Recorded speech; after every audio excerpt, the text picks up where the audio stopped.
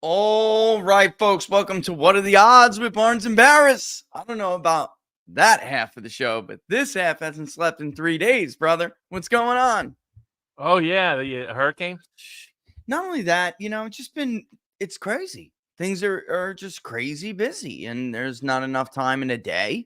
So I just do it during the night. And everything, when everything's quiet at night, I've always been like this. When everything's quiet, and God, bless children, I absolutely love them. But like when everyone goes to hell to bed at night, and I need like an hour or two just to chill and start to like turn it off.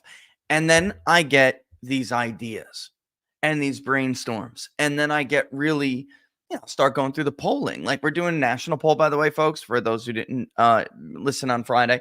And then it does look like we're going to go into Pennsylvania. The Rust Belt poll is almost done and ready to be. It's almost funded and ready to be out. So or ready to get conducted and fielded. So I'll go in there, Robert, and I'll just start like looking through the raw data and seeing things that during the day when everything's popping off, I may not immediately see, and then I'm from one thing goes from there. But that's why I picked the clips that I picked for this week, because I look, I'll get your opinion. I don't want to. What? It's September 30th. I don't want to jump too far ahead of the gun here, but I really don't know what Kamala Harris, despite all the media polls, and we're going to get all over this episode. That's the entire point. You cannot trail with these groups this much and win an election as a Democrat incumbent, because, folks, what happens is the white vote is full of crap, and they will vote in much higher rates typically for the Republican, especially Trump. This happened twice now. So I'm looking at the numbers. Seniors, right? Perfect example. Perfect. Even suburban women. Folks, you may be shocked to learn that Trump carried white suburban women.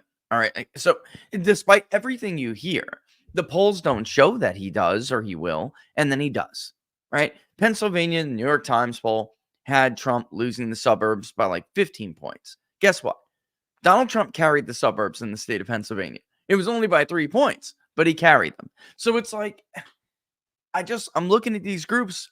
You can't have all of these deficits with Hispanics, with working class, union households. And that's, again, I'll save some of this for the clips, but man, you just can't. I mean, there's no Democrat. Can you go back in history and tell me when a Democrat has won an election with such poor numbers, with non-whites, with working class? Even the upper Midwest Great Lakes states, they still held on to a certain amount of the working class vote. But it is exactly panning out as we said it would, that she's going to underperform Joe Biden with these voters. There's like brain dead. Okay? Scranton Joe versus Canadian Kamala. Who the hell do you think was going to do better with working class voters in the Great Lakes states? I mean, it's just lunacy to think otherwise. I mean, I guess anything's possible, but come on, give me a break. So what do you think? We'll start there, I guess, and then get in what you want to get into. Yeah, today we'll cover the VP debate. They've got some betting odds up on that. That are kind of fun. We'll correct debunk some various myths that are being promoted by Scott Rasmussen and some other people from the polling community, as well as some people from the economics world, which partially explains the gap between the understood reality of voters and the understood reality of the Democratic Party, to your point.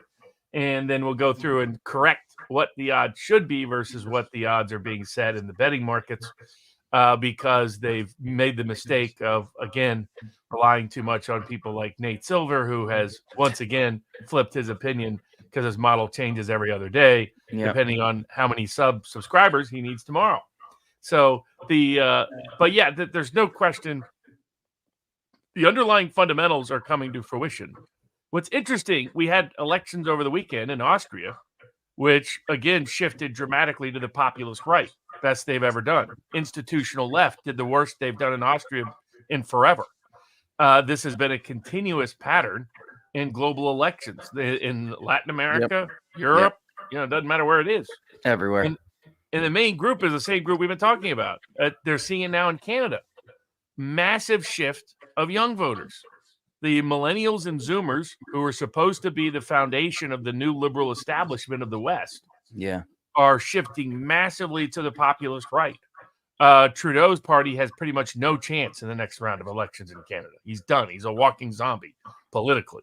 It's not an exception. What happened in the Netherlands, what happened in Italy, what happened in Central Europe, in Poland and in Hungary, that just now happened again in Austria. What would have happened in the UK if the Tories would have kept their word, but what is happening to the Labour Party that is imploding there? Yeah. The signs are everywhere. The liberal establishment is being rejected by millennials and Zoomers, particularly of the working class, because they weren't delivered benefits to. So in fact, that will be part of the VP debate. The pitch to J.D. Vance in his camp. Two things I would be sure to mention tomorrow. One, absolutely mention Hillbilly Elegy, the book and the movie and the role. This is the biggest audience JD has ever had in politics. This is a perfect opportunity for him to introduce the voters by saying, you can find out about my life. I'm an open book, quite literally. I wrote a book about it. They made a movie about it, Hillbilly Elegy. Go see for yourself who I am and where I came from. I think it's a great opportunity to remind voters who don't know who he is, don't know a lot about him, because that book and that film are very well done presentations and favorable presentations for him. The second thing, I thought the biggest miss of Trump from the first debate is make sure to highlight, because Waltz won't be able to help himself. He'll bring up all the Democratic Party endorsements by the Cheneys and that crowd. Of course. Make sure to say, well, let's look at who is endorsing the Trump ticket. And who's endorsing the Trump ticket is Robert Kennedy Jr., who is endorsing the Trump ticket is Tulsi Gabbard, who is joining us are Brett Weinstein, Eric Weinstein. Just had a Restoring the Republic rally. Jimmy Dore, Russell Brand. We're bringing together a coalition of people who are going to change America for the better because they care more about their country than their party. And it's a great way to not only rebut that point, but more importantly, highlight that endorsement and support. And in that capacity, it's a great opportunity to mention issues like medical freedom, given what Waltz did in Minnesota. This has not been talked about enough. Waltz locked everybody down and forced everybody to rat everybody out. Waltz will open the door for Vance because Waltz will say, it's none of your darn business. Well, then why, Governor Waltz, did you make it everybody's business whether somebody was wearing a mask in their own house? Why did you make it everybody's business what medicine they were taking or not taking? Why were you forcing everybody in Minnesota to rat out their neighbor during the pandemic? Hammer that. It's not been hammered enough. And it goes into the medical freedom issues, food freedom issues, which he's been bad. There's a reason why Waltz is so unpopular in rural Minnesota. There's a reason why he underperformed Biden even in rural Minnesota. He's not been good on food freedom. Just go out in the countryside of Minnesota. They hate the guy. They hate him. Yeah. And that's a bridge issue with new voters. That's a bridge issue with Kennedy's constituency. And it's a key issue of vulnerability for Waltz and Harris. So to talk about medical freedom and food freedom, those issues about making America healthy again, that I think those would be my main 2 points for Vance. One, make sure to remind everybody and introduce people to Hillbilly Elegy. And two, make sure to remind everybody that the populist coalition is on the Trump ticket. And that's, that when you vote Trump, you're voting Kennedy. You're also voting Gabbard. You're also voting for making America healthy again, and exploit the schmuck who's had the guts to go around talking about it's none of your darn business when he was the most intrusive, invasive, privacy-violating governor in the country. And he should be hammered on it. And it happens to be a perfect bridge issue on medical freedom, and food freedom that highlights the Make America Healthy Again agenda as the ticket to make America great again. So I think it's a great opportunity to do that. He could also endorse what Carrie Lake did yesterday, endorsing Paul Gosar's congressional proposal to talk about what we polled about a month ago that said no more immunity for big drug companies if their vaccines cause injury.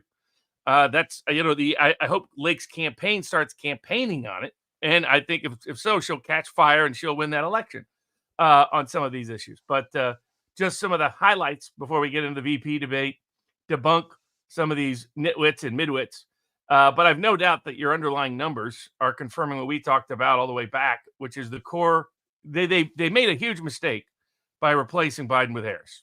It was a mistake I didn't think they would make. But it's clear why they made it. Too. They're completely out of touch with the decisive voter group. And part of why we can, go to the debunking, it's a twinfold. People like Scott Rasmussen and others convincing them that, no, this time the polls don't have any error rate.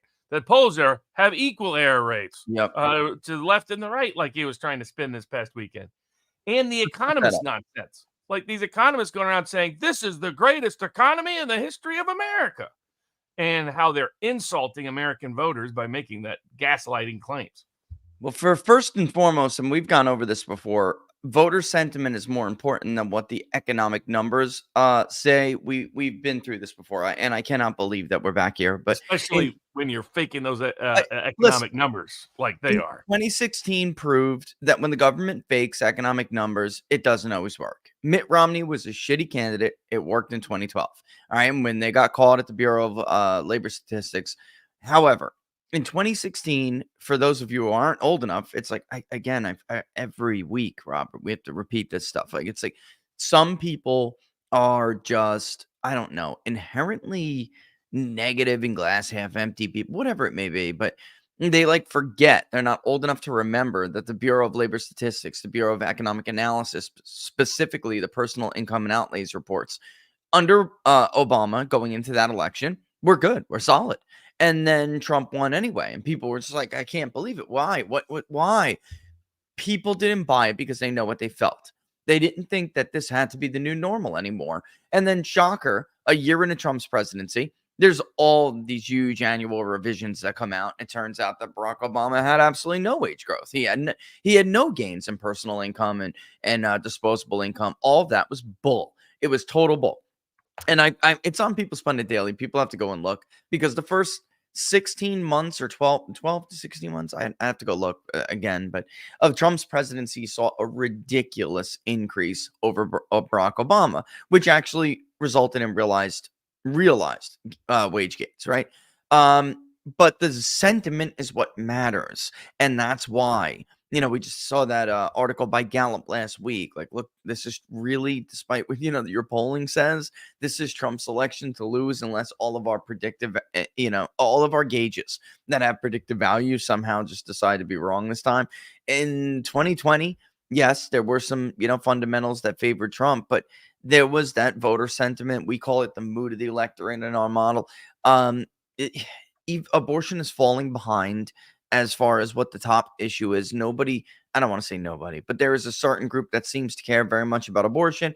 Everybody else is talking about inflation and immigration. It's turning into an inflation and immigration election. And I just don't know how Trump loses in that environment. And what you said about being out of touch, this is a group of people who really tried to tell us that Waltz was going to be a net benefit for these voters on the ticket when he can't even add any benefit to his own damn state. All right. She is currently ahead, but by a smaller margin than he won re-election and by a smaller margin than Hillary Clinton was ahead. And Hillary Clinton, folks, went on to barely win the state of Minnesota. Barely. All right. There was one poll to show the state of Minnesota close in 2016. That was this guy. Everybody else had 5 and above, even right leading up to the election. Survey USA that does the survey for the local media outlets that have been running those polls forever. But during this debate, before, I'm going to put up Scott Rasmussen actually first. Wait. So here is the crap we get on a daily basis. Okay. A lot of conservatives believe this, but it's not true. In 2020, national polls overstated the D candidate by nearly 3 points. I don't even know what to say. I honestly, how could he not delete this tweet? This is not an opinion. This is so demonstrably false.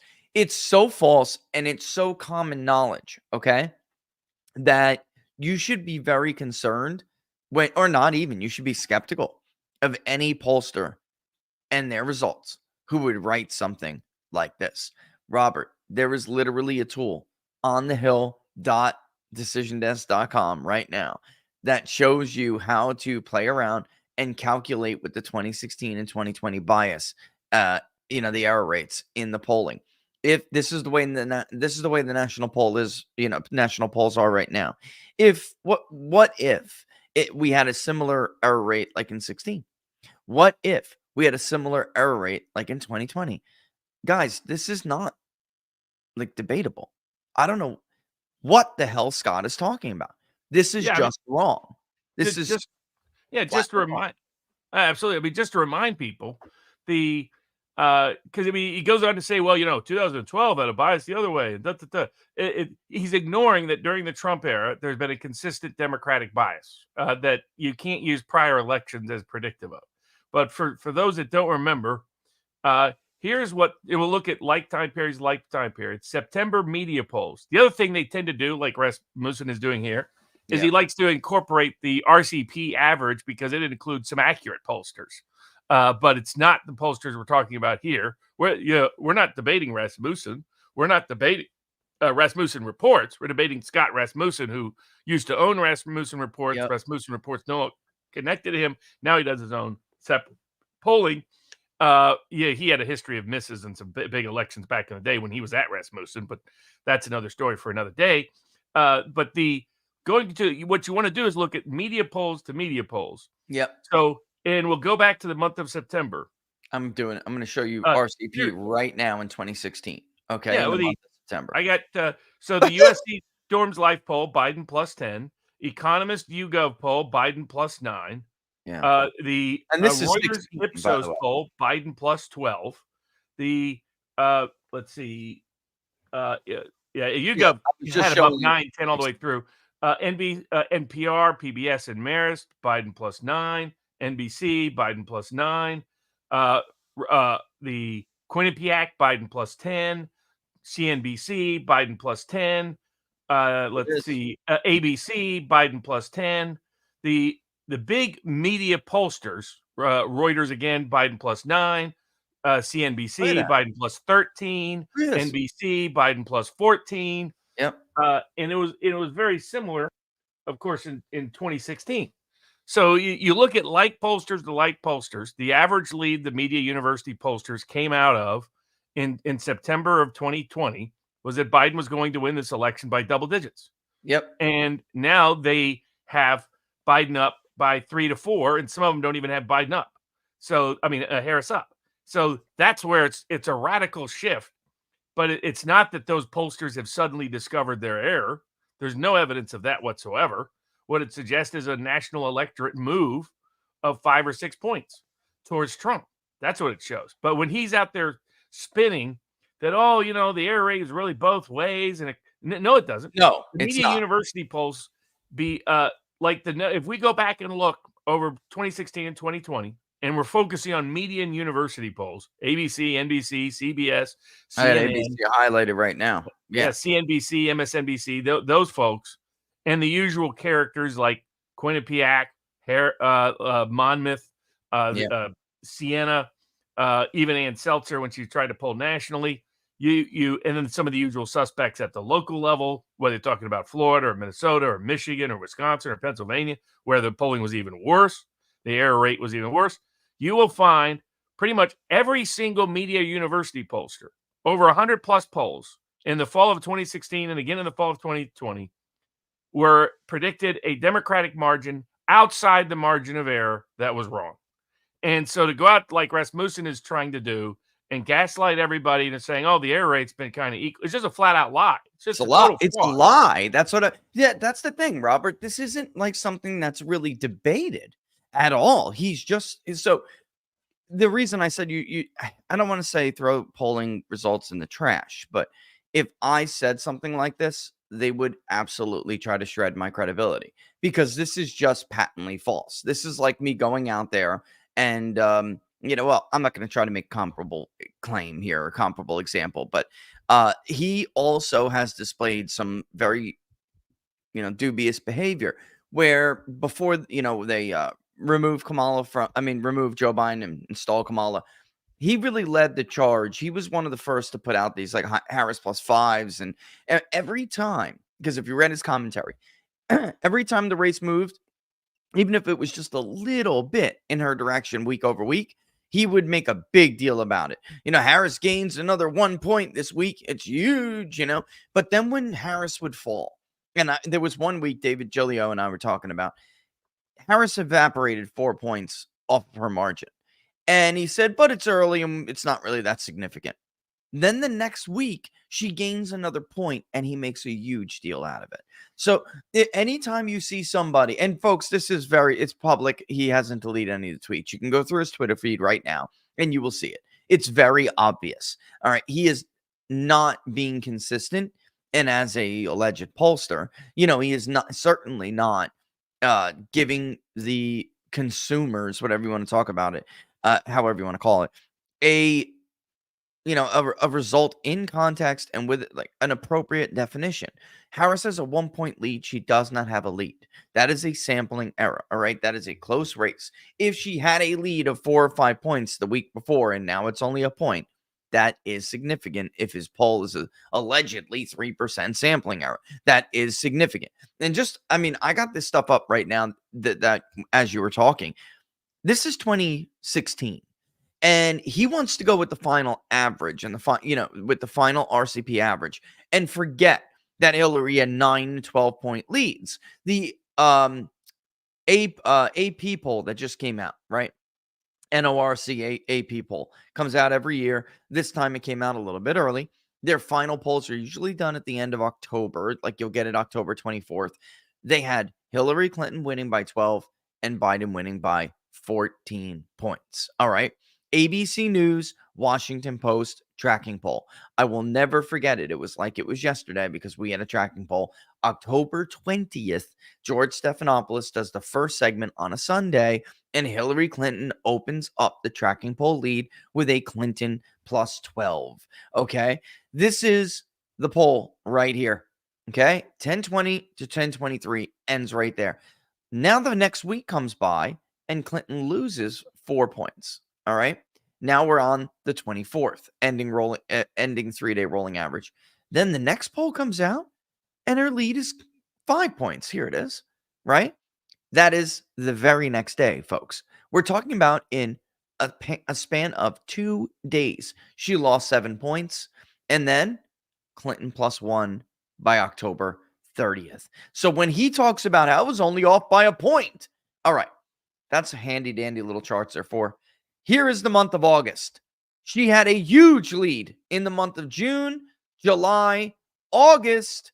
Now we're going into September. It shrinks a little bit in the middle of the month. Here's where we are. Her lead balloons back out again to not 2 points, but 48 to 42. Outside the sampling error. Look at this. 49 to 42. That's a Clinton plus 7 on October 17th. What he is saying is just a flat lie. And that doesn't even account for the battleground states. If you're going to look at the art, like Robert said, folks, you really have to look at the pollster at that period. Ann Seltzer's a great example. In 2020, her Iowa poll in September had the race tied while Robert and I were on air showing you live results from the state of Iowa, and it was Trump plus 8. He won by 8 points, all right? Not because the public opinion shifted for Ann's poll in September. It didn't. She had a even race for whatever reason. I will not speculate in this point, all right? And it just miraculously shifted 8 points in his favor by the end of the cycle. And that's what everyone is trying to show you when they're comparing the polls. But look at the average. Sean Trendy wrote an article saying, they weren't that bad. They were within the sampling error. What he neglected and the criticism he took from me and others is that his website showed, and it's not his fault. It's not his website's fault. They're aggregating media polls and university polls. Well, then maybe it is his fault because then and their fault since there aren't other polls that do a better job on that website. But anyway, I digress. The bottom line is you cannot claim what Scott Rasmussen is claiming because it's simply not true. And then in 2020, it gets even worse. And then it never tightens to the extent that it tightened in 2016. And they were just flat out wrong. So combining 16 and 20, Trump's underperformance nationally on average is nearly 3 points, roughly, ballpark. And we're being generous here by doing that final average because, the ABC News poll may have tightened to 1-2 points, Robert, but the AP poll didn't, right? Oh yeah, The most of YouGov them poll did. didn't. I mean, the predicted margin of victory based on by all the modelers in Yeah. 2020, Yep. similar in 2016, Yeah. was in 2016 they had Hillary winning by 7, Yep. and in 2020 they had Biden winning by 9. Yep. That was in fact, I put out an offer to everybody. There are all these little Democratic kids on Predictive and other places talking big. And I was like, if anybody really believes that 538 is accurate, if anybody really believes that Crystal Ball is accurate, if anybody believes that Larry Sabato is accurate, that anybody believes any of these so-called that G. Elliott Morris is accurate, all of them predicting 8.5 as the median or plus, basically a 9-point victory for Biden. I was like, if any of you believe it, I'll take that spread. And I'll give you even money on the odds, better than you'll get in any betting market. Not a single one of those big talkers would take the bet. Not a single one of them. Because down deep, a lot of them knew, oh, maybe it's wrong again. Yeah. Because you spend any time, basically on average, you're talking about when you look at median university polling over a longer time period, you look at relevant September to September, from 2020 to 2024, you're talking about an error rate on average of about 5 to 6 points in the media university polls. Yeah. And so 4.5 was the median they were off by in 2020, again, outside the margin of error. And that was the same as 2016 in these same polls. And if you go to the state level, it was much worse. The average error was 7 to 8 points. Much worse in the Midwest.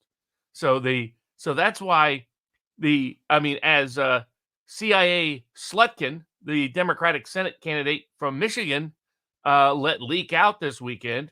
Can I play it? Yeah, I got it. Go ahead. Let's play it. Let's see what she admitted their own polling shows in Michigan. I'm not feeling my best right now about where we are on Kamala Harris in a place like Michigan right now. We have her underwater in our polling. Oops. When I said I saw their polling and that Trump is up by 1 point. All right. He is up by a few points in Pennsylvania. He's so bullshit. He doesn't have that moment. Blah, blah, blah. Folks, I never claim something for certain, especially something of this nature, especially polling. If I don't know, if I am 100% sure, trust me, I know. When I tell you I saw the polling, I saw the polling. There it is. There you have it. Because somebody had posted, I don't know, somebody with a decent following had posted, oh, Baris says that she's down in her own polling in Michigan by 1, and in Pennsylvania, it was upwards of 4, actually. Which is, I don't know if I believe that. Maybe it's right. Maybe it is. I don't, at this point, we'll see. But people were just like, oh, he's so full of crap. Oh, he doesn't. And then like maybe 36 hours later, CIA Slutkin comes out with this. Yeah, it's just exactly. so funny. When are you gonna stop? When are you gonna stop? When are you gonna stop questioning or doubting me, folks? Come on now, let's just stop. The reason why they're the internals they don't publish. These are internals for accurate information, as opposed to the internals that are purely propaganda. They try to get these internals much more accurate because they need to for budgeting. They need to understand what their risk is, so on and so forth. And in 2016, a lot of the internals were terrible. There was bad polls because you had a bunch of Republican congressional candidates who thought Trump had no chance. Yep. Since then, a lot of your campaign pollsters have improved.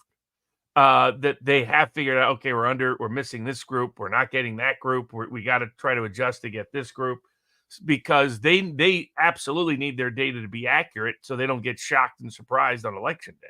Yep. Now, I still think they're subpar as a group. They're just not as they recognize their error risk and they adjust for it, whereas the media pollsters don't, and the university pollsters don't. And that's why you're seeing a disparity between the two.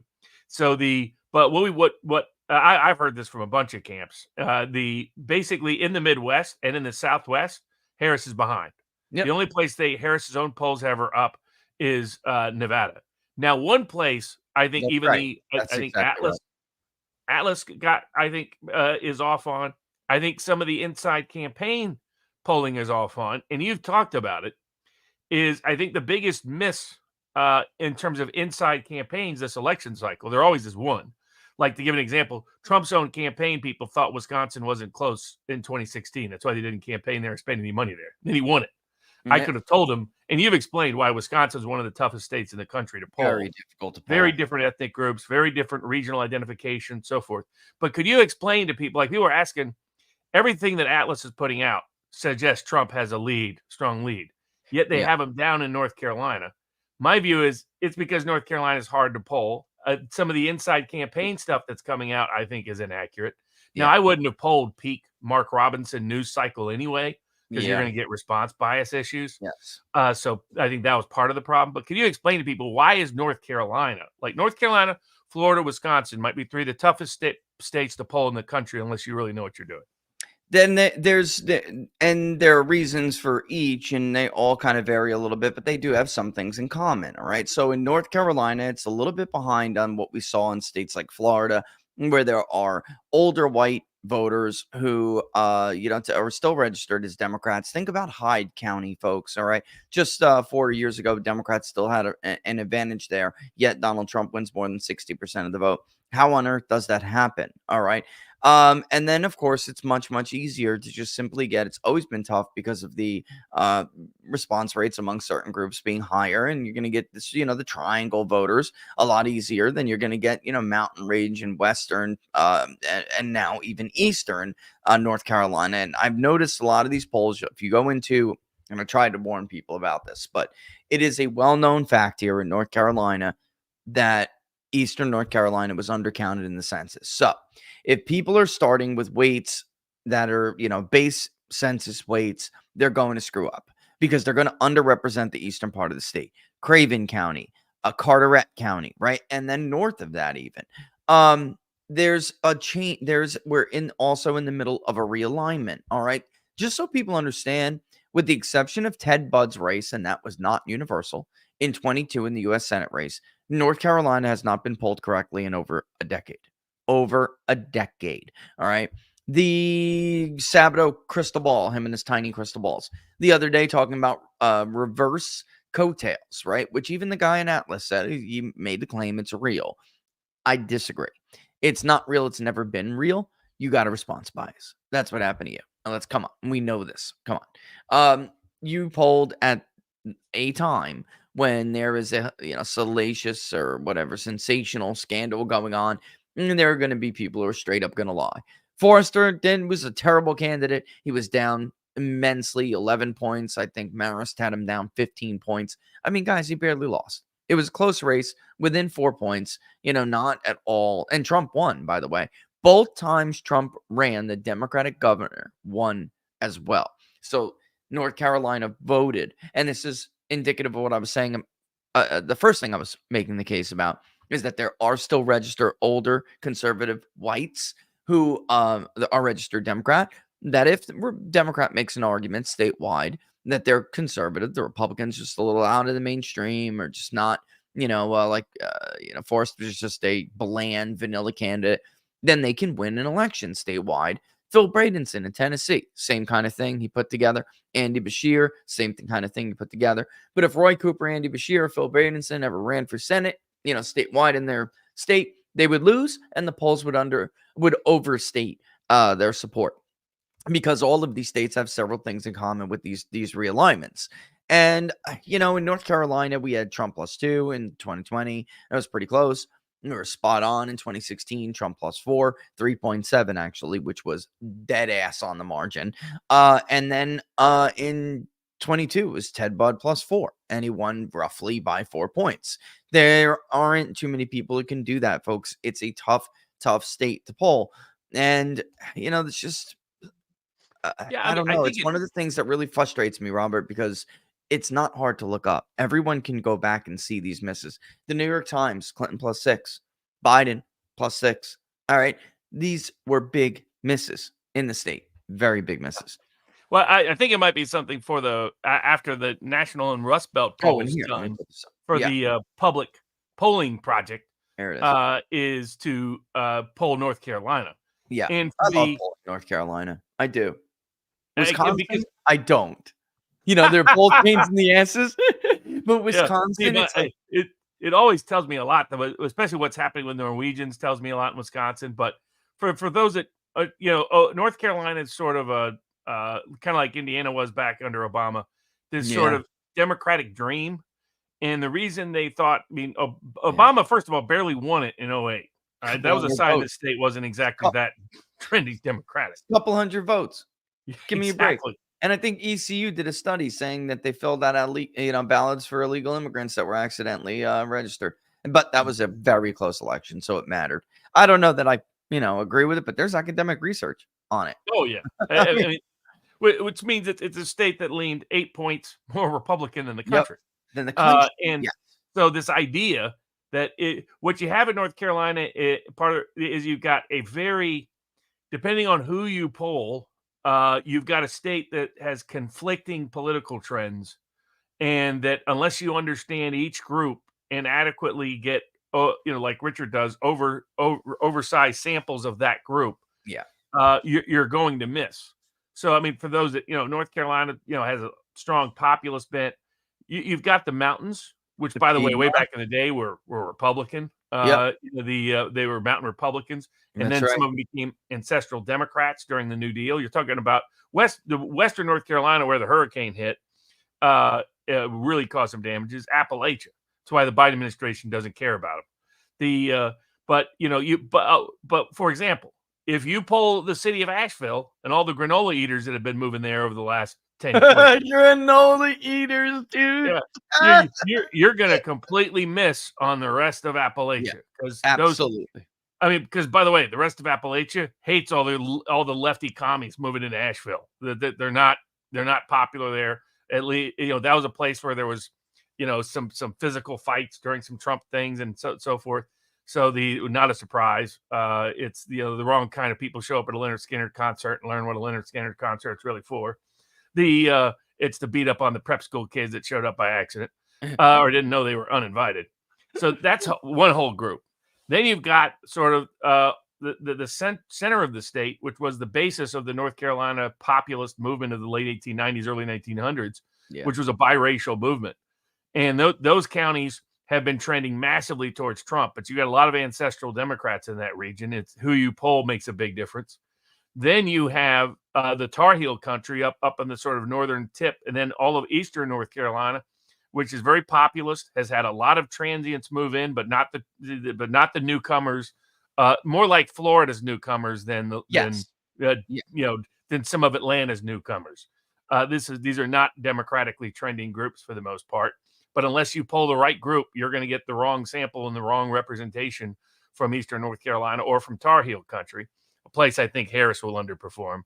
And then you've got, my God, she's going to get bludgeoned there, Robert. And I'll let you. I'll finish. I just want to say this. If you guys, Robert, we're talking about that the migrant state-to-state migration to North Carolina is so important because these are not, like he said, people going into mini Tinseltown in Atlanta or going to work at the Nike factory in Phoenix. That's not who these people are. They are like New Yorkers. Because a New Yorker will sniff a New Yorker out in a second. All right. And Trump is even killing it in affluent suburbs of places in Carteret County, like Morehead City. You ride down Highway 70 into Morehead City right now. I just did it. There is a gigantic Trump sign. Gigantic, welcoming you to the town, and everybody honks and waves at it. This is going to be a Trump plus 30 plus area, and this is affluent boat owners. They dock their boats at fancy restaurants. They're golf guys. There a lot of them are military connected guys. That's right. Military. You got Cherry Point over there. Absolutely. They're Mar-a-Lago types. That's where they got their money from. Even they the didn't rich get their money people. from high tech. They didn't get their money from parasitic DC. Right. They're that entrepreneurial kind of mindset. They identify with Trump, not against him. So, but you got to make sure you get the representative sample of that group. And then you've got two total, like almost foreign groups. You got one old Southern group, aristocratic group out of Charlotte. Yeah. And which is its own animal. That is like some of the Atlanta suburbs that have gone back and forth. Yes. Charlotte's a history of moderate, sort of is more establishment oriented politics. But there too, you got the blue collar sections, you got the blue collar exurbs. So you got to make sure you're polling the right group or you'll get a misrepresentation. But it's easy to get it because you got groups that are trending in different directions. And then you got the research triangle, which is where all the commies live. The around, Wake Forest and Durham and all those places. Now, right around them, by the way, is like old tobacco country. So that's a whole different animal politically. And once again, if you get the Wake County lefty as the Orange County lefty, and you miss the Wake County exurban old tobacco worker, you're going to get something totally out of whack out of the research triangle. So that's why, and it's always, by the way, the establishment types out of Charlotte, the upscale country clubber, old school elite type out of some of the eastern coast shore, the people who have vacation homes along the Outer Banks. Southern yuppies, exactly, or they're getting the especially either the wine mom out of Charlotte or the research nerd out of Wake, out of Orange County, and that's not representative of the North Carolina electorate. It's just a small slice. And I think that's why they keep getting North Carolina wrong. Unless you have a deep understanding of North Carolina, you oversample the different subgroups in North Carolina, you're going to keep missing in North Carolina. And the media's shown no capacity to get North Carolina right anytime now or in the future. I went back and looked actually at some of those that actually did get North Carolina right in the Senate race, and they got it right for the wrong reasons. They got it right because they showed just like 2012, by the way. I mean, it was amazing. Like people said, "Oh, the polls are really right about the ones that are predicting Obama." No, they weren't. They got the white vote completely wrong in 2012. Completely incorrect. Right.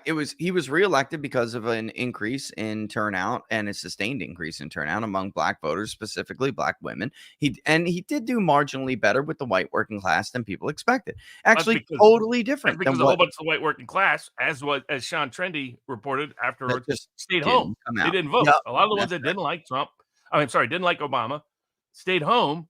That had voted for McCain. That's why he had lower turnout in 2012 than he had in 2008.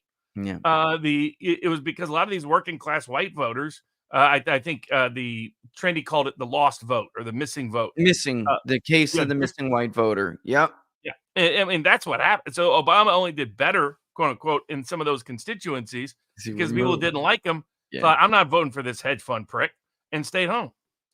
Vulture capitalist, who strips away a man's wife's health insurance while she's dying of cancer. Do you remember that? Alter the Ohio Valley. That was one of the most damning political. His dad was a loser. He's a loser. Although the Romneys come from a generation of losers. By the way, I didn't know the reason why Mark Cuban apparently has an obsessive hatred of Trump is apparently Trump has been needling him for about 20 years. After his benefactor show got canceled or whatever it was, Trump wrote one of his great trollish letters. Jealous. Trump was like, and we were talking about this. Man, we had no idea your show would do so bad. Sorry about that. Sent that letter, and he said, if you want to talk about doing it in a show in the future, I'm here to help you. That was classic Trump. Folks, that's pretty well known in the business industry and in these titans, whatever you want to call them. Yeah, it's pretty well known that Mark Cuban is a D rider, dude. He's jealous as hell. He always has been. And it was expensive, so I don't blame you if you didn't rush out and buy it. But I went and bought it because I was curious. And Trump wrote a book, published a book that's basically over the years, all of these communications that people now claim to hate him have sent him. And one of them in there is Mark Cuban. Actually, more. But Mark Cuban's in there basically praising him and riding as you know what over how successful his show is. And Trump is like, well, sorry, you don't have the same success, Mark. Needling is a good way to put it. But, he's in company with Oprah and so many others that love Trump before.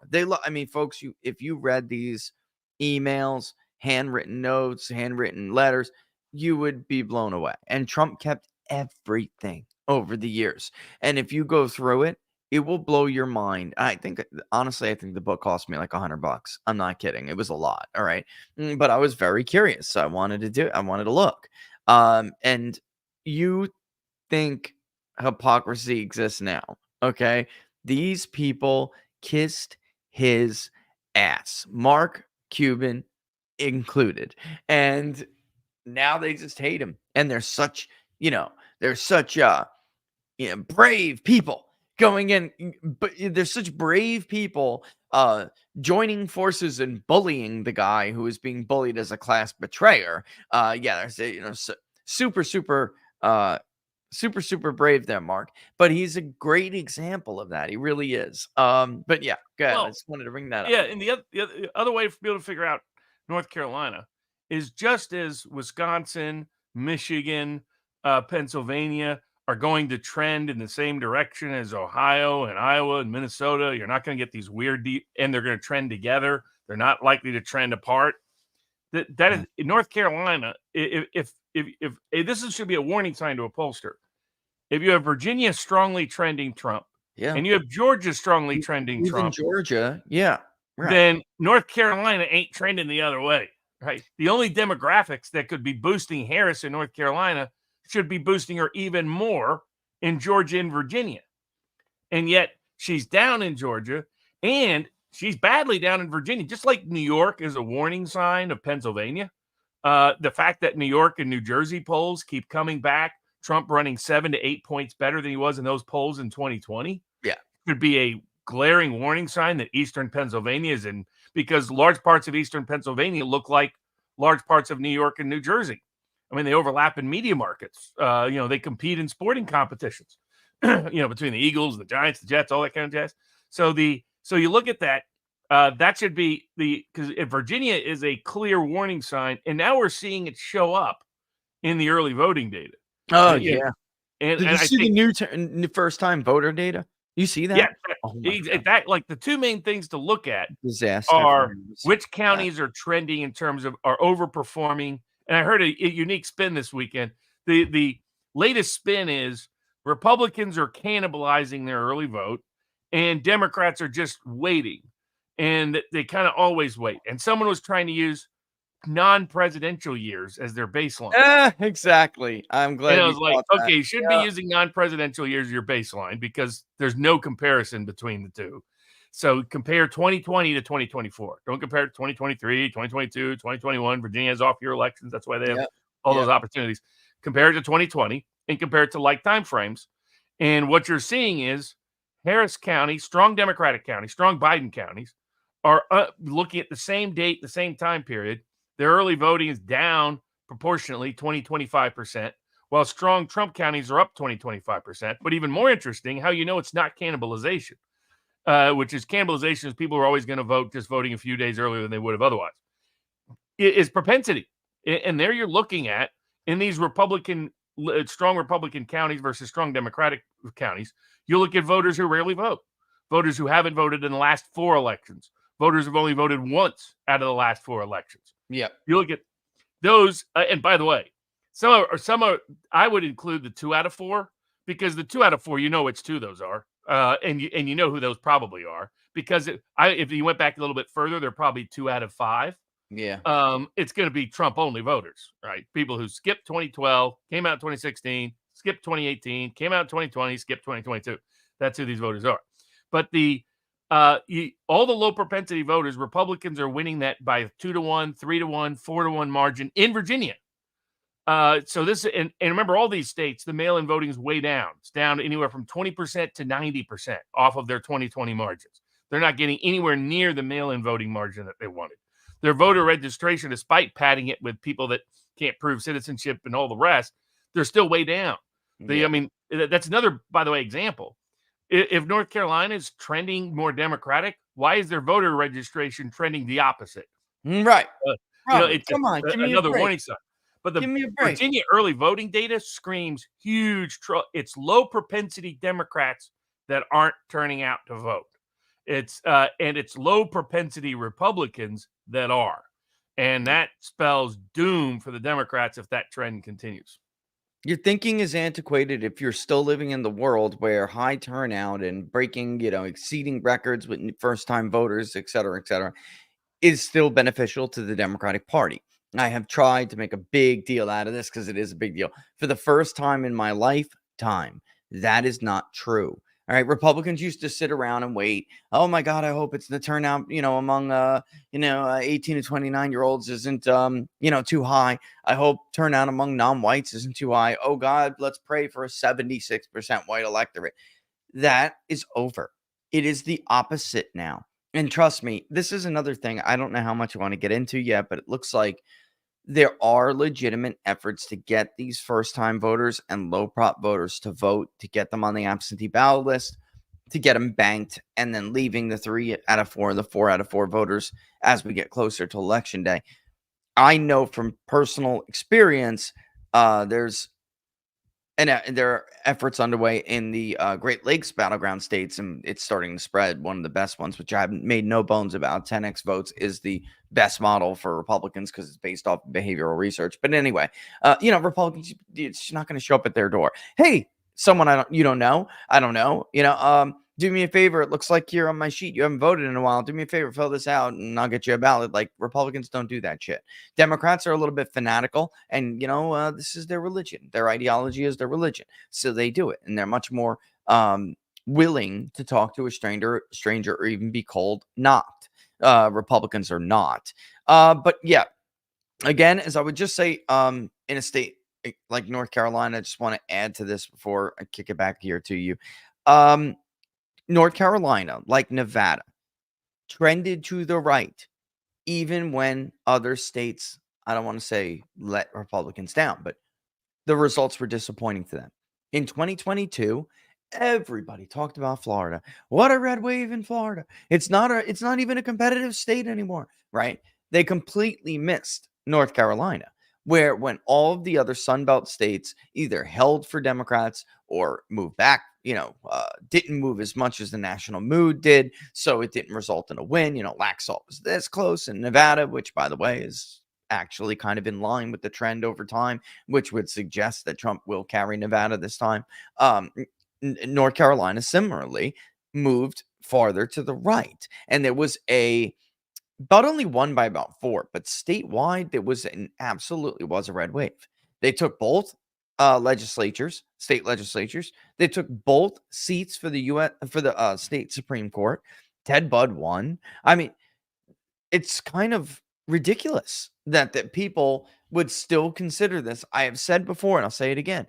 What's happening in North Carolina now reminds me of Florida circa 2016, where there really is this, we're about to close out the chapter where the old white Democrat votes Republican at the federal level.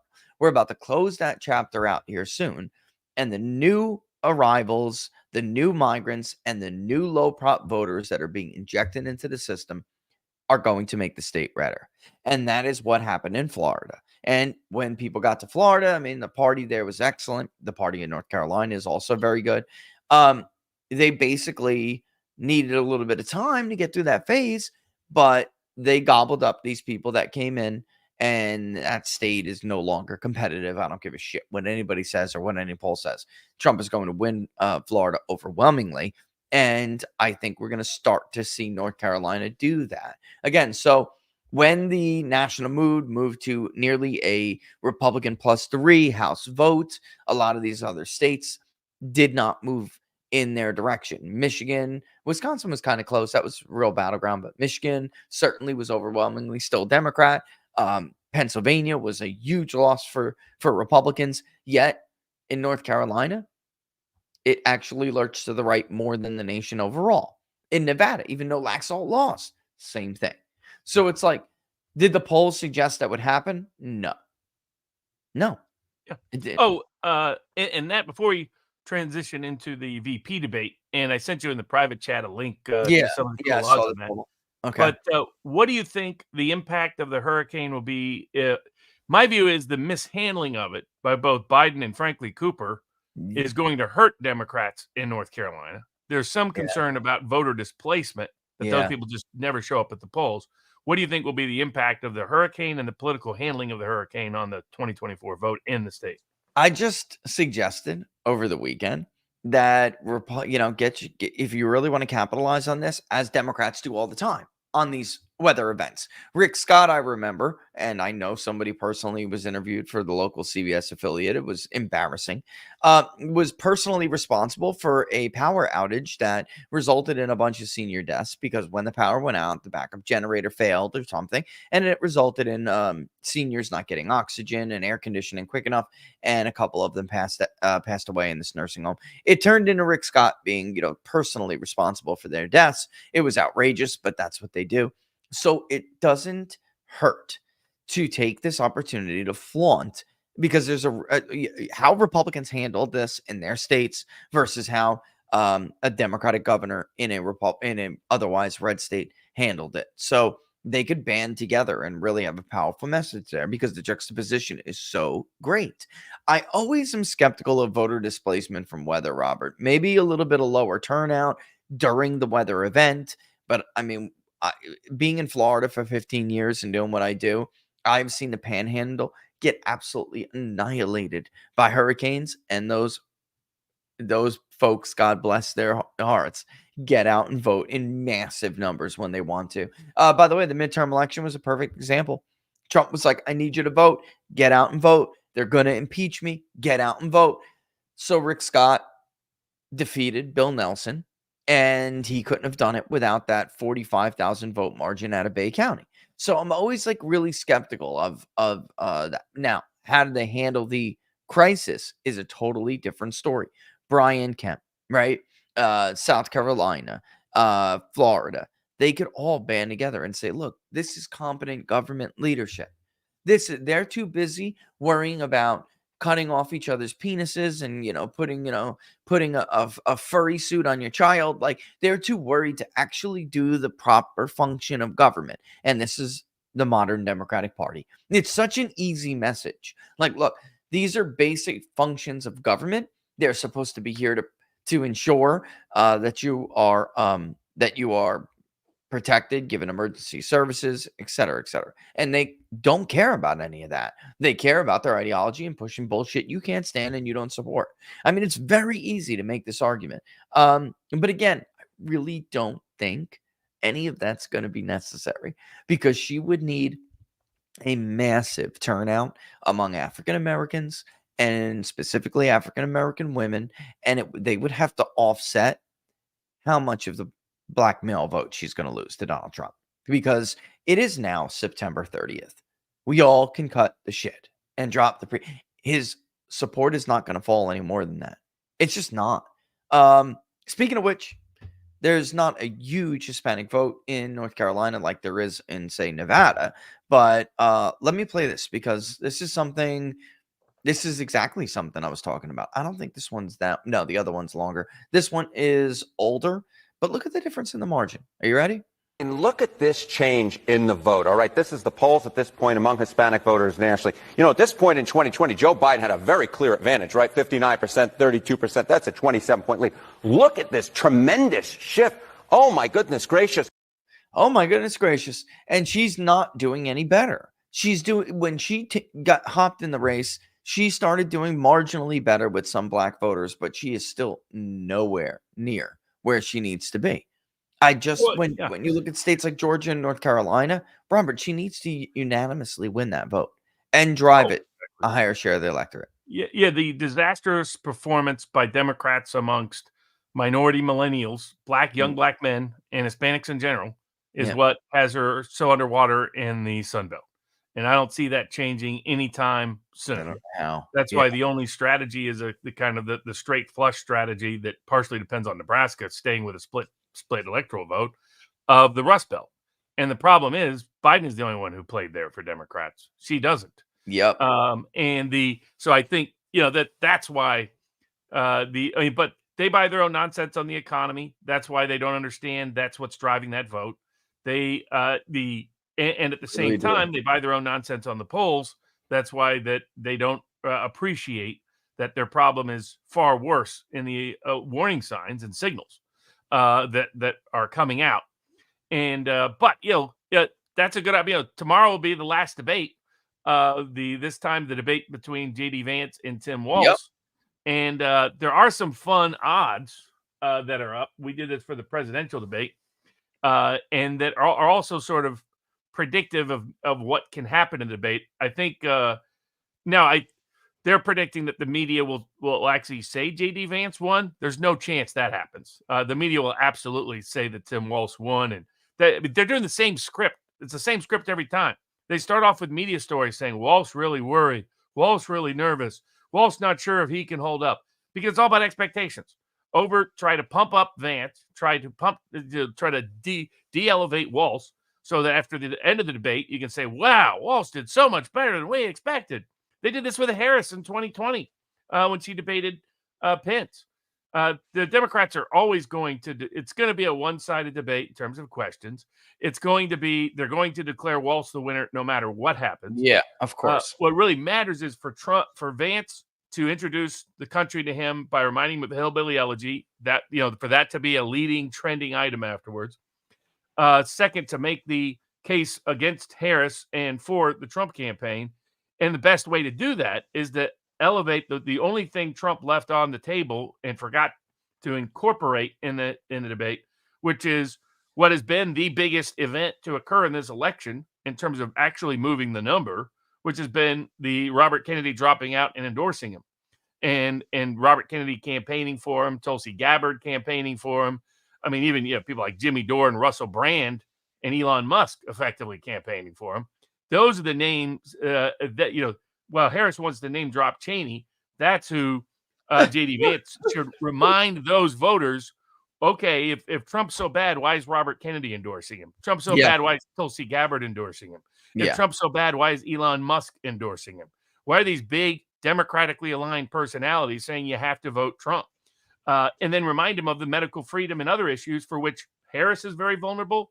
Walz is especially vulnerable, and Vance was particularly strong. Vance took opposed vaccine mandates from the get-go. He doesn't have any of the baggage that Trump has on the issue. So it's a perfect way for Vance to hammer home a decisive issues: medical freedom, food freedom, financial freedom, crypto, Bitcoin, etc., political freedom, opposing censorship, opposing stupid wars. He's been great at hammering home those points himself, Vance, during his Senate career. Great. It's an area of weakness for Harris, an area of weakness, especially for Walz, and an area that Trump failed to highlight in his debate. And it's the top issues amongst new swing voters in this election. Walz's own family. Someone had just texted me. He's listening to the show. Like, think about that. His own family supports Donald Trump. His own family. There's some stuff they've posted to Facebook. Like, look, that, on a personal level, the kind of person he is, you do not want Tim to be in a position to make such consequential decisions. He is not responsible enough. He's not wise enough. He doesn't have the temperament for it, despite the act you see on television. And then, they're all in a picture on Facebook, guys. Is sitting on the front, with all of Trump Vance shirts on. I got a question I wanted to ask you before, since we're talking about the debate again, before we get into the odds here. How much time, if any, do you think Vance should spend on Walz's stolen valor, given that it's such a compare and contrast? Here you have J.D. Vance, who signed up after 9/11. He's the first millennial VP candidate. He grew up in the Iraq War generation. He joined. It was bullshit. He, wised up after a while, but certainly has still a distinguished, an honorable record. Walz does not. I'm not saying that he got a dishonorable discharge. Don't misunderstand what I'm saying. A leader who abandons their unit when they know they're going to combat is a thorough piece of shit. All right. This, folks, I cannot stress this enough. I have never heard of that. I was talking to Sean Parnell about it. Never. And maybe because, we were like both regular Army and he was basically a National Guardsman. Maybe it happens more often there than you would see in the regular Army. And I guess that kind of makes a little bit more sense, but not really. It still doesn't cut it, Robert, because everyone's taught the same values. Integrity is one of those values. And it is a cowardly, non-integrity having decision to leave your unit when you know, and they're a bunch of scared, they're not active duty, they're not regular army, they're a bunch of scared men with families and other careers who are going to end up in a war zone, and they look to you for leadership, and he abandoned them. So there's like a right way to do this, and Vance is a good person to do it, but should he is the question. Yeah, I mean, I would say a trilogy in terms of issues for him to hammer home in terms of Walsh and Harris. Yeah. The main one is hammer Walsh and Harris on vaccine mandates, on all the lockdowns. He says, "Hey, it's none of your darn business," and then just go through all the crazy. He had your neighbors ratting you out if you didn't wear a mask when you went jogging. He was having you fired from your job if you didn't take an experimental vaccine. Yeah. I mean, just bam, bam, bam, bam. It's your body, your choice, unless, of course, you don't want to take a That's vaccine. what I was getting. There's a zinger waiting to happen in there, Robert. You tell us that you tell us that we're trying to dictate what you could purge from your body, and here you are trying to dictate, what poison you put in our body. I've never called for anybody to be fired from their job based on medical choices, like Governor Walsh did. You have.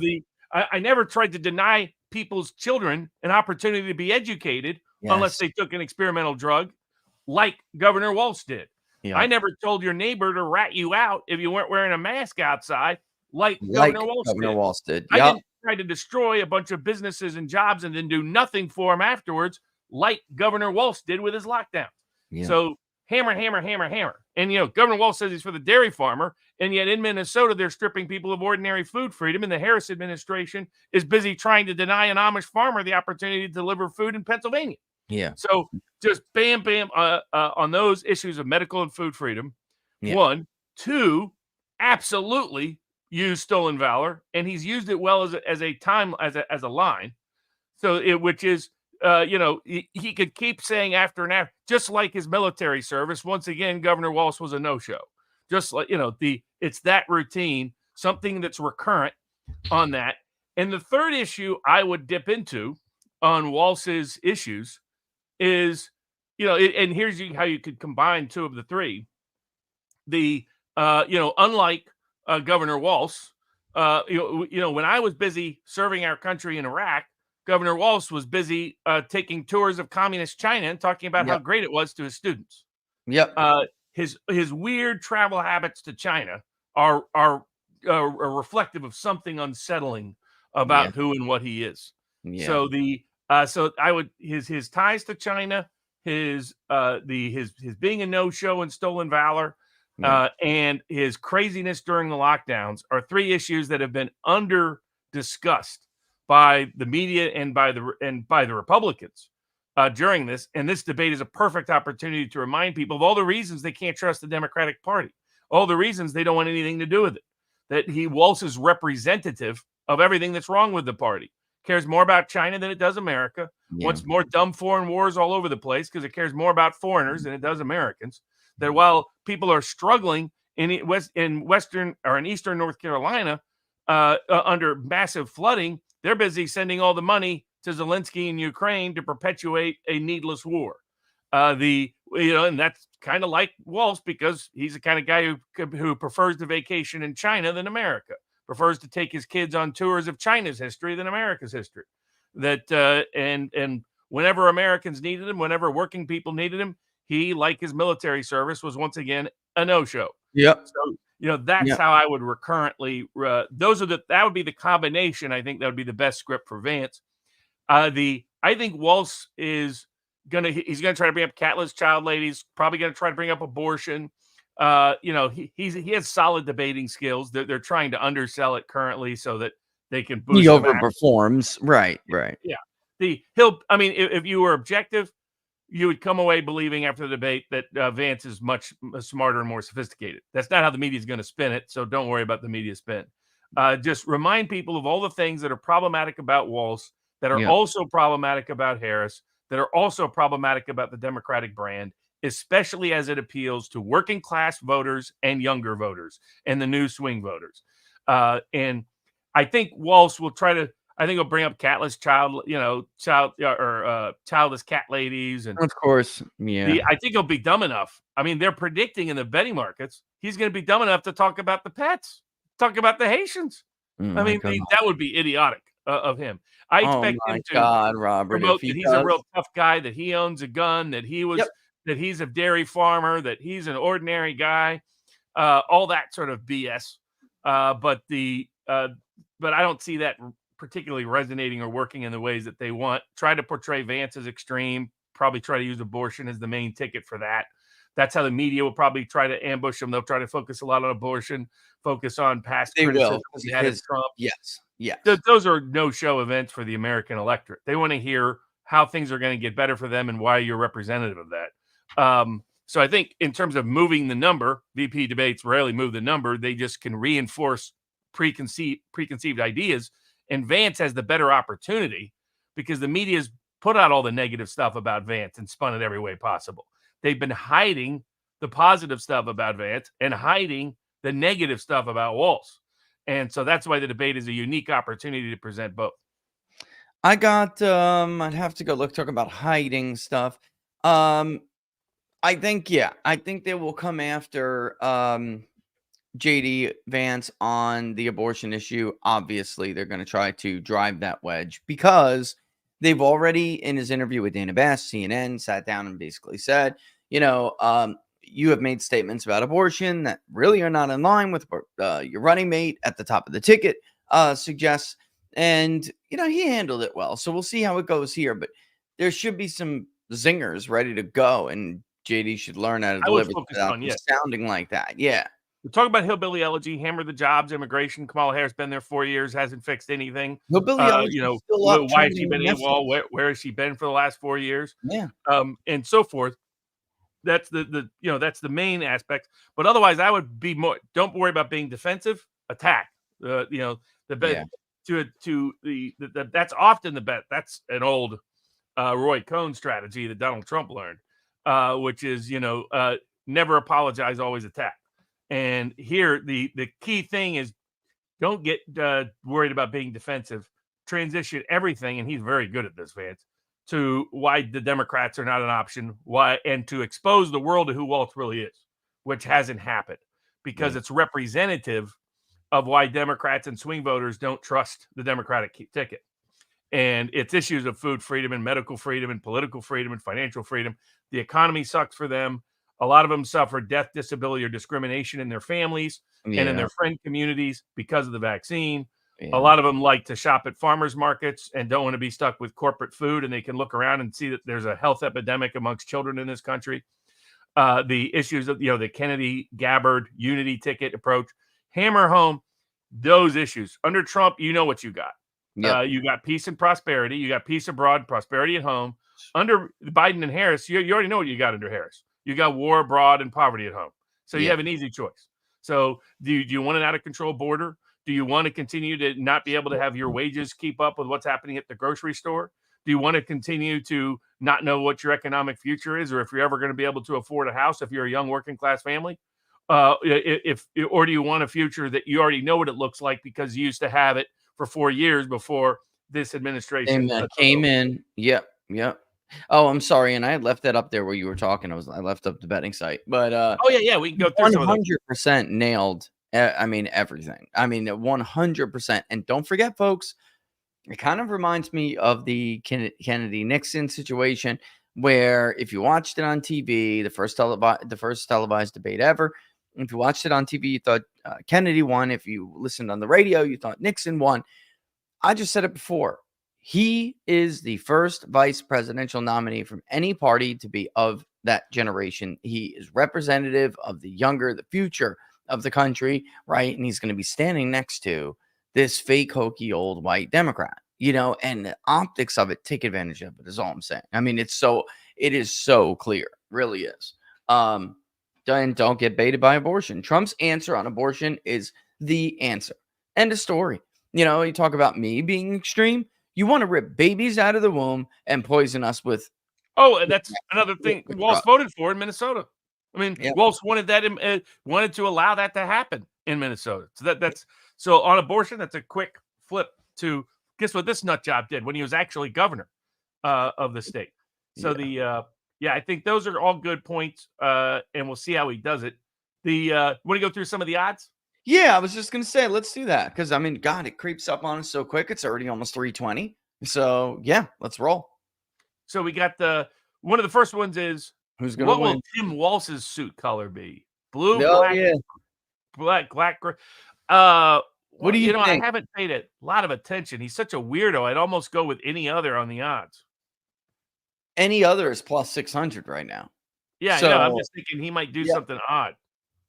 I mean, he went to a Minnesota-Michigan game as the governor of Minnesota and cheered for Michigan. I mean, he also maybe he'll come out with his fake Green Beret pendant that he didn't earn. Yeah, this maybe guy, come out in camo with remember little John Kerry, Mr. I threw away my medals doing that routine in 04. Yeah, so I'll go with any other for Walz's suit color. Yeah, I think I want to take that too. I don't think Walz. Oh well, the only way Walz wears glasses is if he's trying to be Rick Perry and trying to look smarter than he is. Yeah, I don't think that's gonna happen. Why? Because they already cemented his image, and that is usually a big no to try to change that. Like you said with Rick Perry, Robert, it was like the country didn't know him. They just knew that. The country didn't know him. They just knew he was the Republican governor of Texas. So when he ran, he tried to reinvent himself, and we got the little glasses version of Rick Perry. People didn't buy it. Trump Annihilated, right? Oh my God, it was so bad. And he thinks people are going to think he's smart. It was just brutal. So yeah, I think you're right. That's probably a no. Now JD Vance, I think Vance wears a blue suit. Doesn't he almost always wear a blue suit? He's not a black or gray suit kind of guy. Yeah, no, I haven't. I don't think I've ever seen him in a black suit. I'm not kidding. I don't think I've ever seen him in a black suit. Yeah, but I could see like maybe Walz coming out in something beige or something. But you could. We'll see. It's going to be if I had to pick a color, I think it's blue for Walz. Look at the convention. You know what he did during the convention. Pretty routinely, different various shades of blue, and then almost like a God, what is that color? How could you not like a navy blue, but yeah, I guess whatever. Not like a lighter blue. That would make sense. Yeah, I could see like I'm trying to remember the name of that color, but I don't see him coming in, with the Mitt Romney look. It's not gonna happen. Now there's no way Vance doesn't wear a tie. Is there a chance that he doesn't wear a tie? Yeah, that Walz tries. I think he wants to look authoritative, so I think he wears a tie. Yeah, and remember, I mean, these people have to prove to the American public that they're able to take over if right. In the event they needed to, God forbid, right? And that is not going to exude, confidence in his ability to do that. It's just he needs to come out in a very traditional look and kind of like set people's fears aside. Because Harris did not meet that bar. I got to make this clear. If Harris met that bar in the first debate, put everybody at ease. And if you don't like Trump, here's, like you said, your permission slip to vote against him. She didn't hit that bar.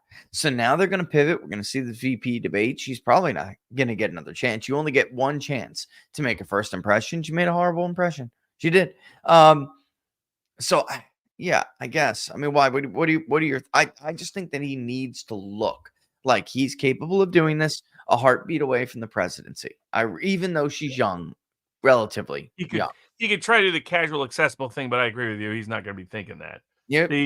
Now, I do think, like to one of the later questions, do we think? I don't think Vance does this, but do we think Walz does a double fist pump? I mean, he likes to do these weird. He can't help himself, and he does these kicks like he's one of those. What are those? The Rockettes? Remember Elaine? Remember Elaine from Seinfeld, bro? The little kicks. Yeah, exactly. He does it all the time. You can't help it. Weirdo. But I could see him doing a double fist pump. But you're probably right. He probably wants to mostly present as presidential, as accessible, but presidential as much as anything. So he probably won't do that. And it probably will not. This is interesting. I don't think the moderators do you think the moderators will mention the age gap? It's like plus 500. I don't think they will, because I think they think that helps Vance. Yeah, well, yeah. No, I think you're right. I mean, that's the way they're going to think. Yeah, I think so. Yeah, I'm with you on that. Now this is to be said by either candidate. I like these odds a little bit later on, which is radical left. Oh, let me put that up so people can see. I had it up before. Got it. Radical left. So they're saying the 2/3 chance that, that I can't imagine Walt saying that. I think I'd say that's a 2/3 chance. I think that's probably right. The odds that Vance does use the radical left phrase. And then they're saying 2/3 chance that Waltz uses the convicted felon phrase. What do you think about that? I'm not sure that's resonating the way they thought it would. I think it's maybe no on that. I just don't know if they can help themselves, man. That's true. I just don't. It isn't resonating. People don't care. They don't care at all. And I find this funny because they're the ones who spent how long telling this country, don't worry, he murdered somebody, but he deserves a second chance, right? Don't worry, this guy's a 5-time, 10-time rapist, but don't worry, he deserves a second chance. You know what? Why are you picking on that poor illegal immigrant who raped 10 girls in Iowa cornfields? He deserves a second chance. He just came here for the American dream. No, he came here to rape young girls in Iowa. All right. I mean, the hell is wrong with you? But this is what they do.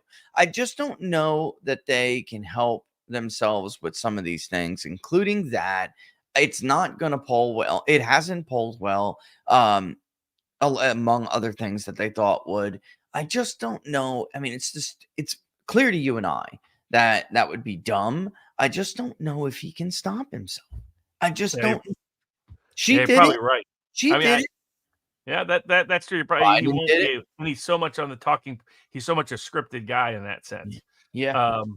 They're saying, about similar high odds that somebody uses the word weird. I think that's almost a guarantee. Right. For those who don't know, when JD Vance was trotted out, they basically used this weird kind of smear campaign, where it's JD Vance. Wow, that's weird. He said this. Wow, that's weird. So that's why that's up there. For those of you who don't know, here's the kicker too, though. Hillbilly Elegy is still like trending and top on Netflix. Anyone who watches or reads JD's book or is, remotely familiar with this story, don't think he's weird. I mean, so many of us know people, Robert, who struggled growing up and had we love our family. We can't pick our family. He couldn't pick his mother, but he still loved his mother, who, by the way, now is just a different person, but back then things were really, really tough for him. I can even see Waltz taking a shot at him to try to taking a shot at that in order to try to establish his working class bona fides. You know what I mean?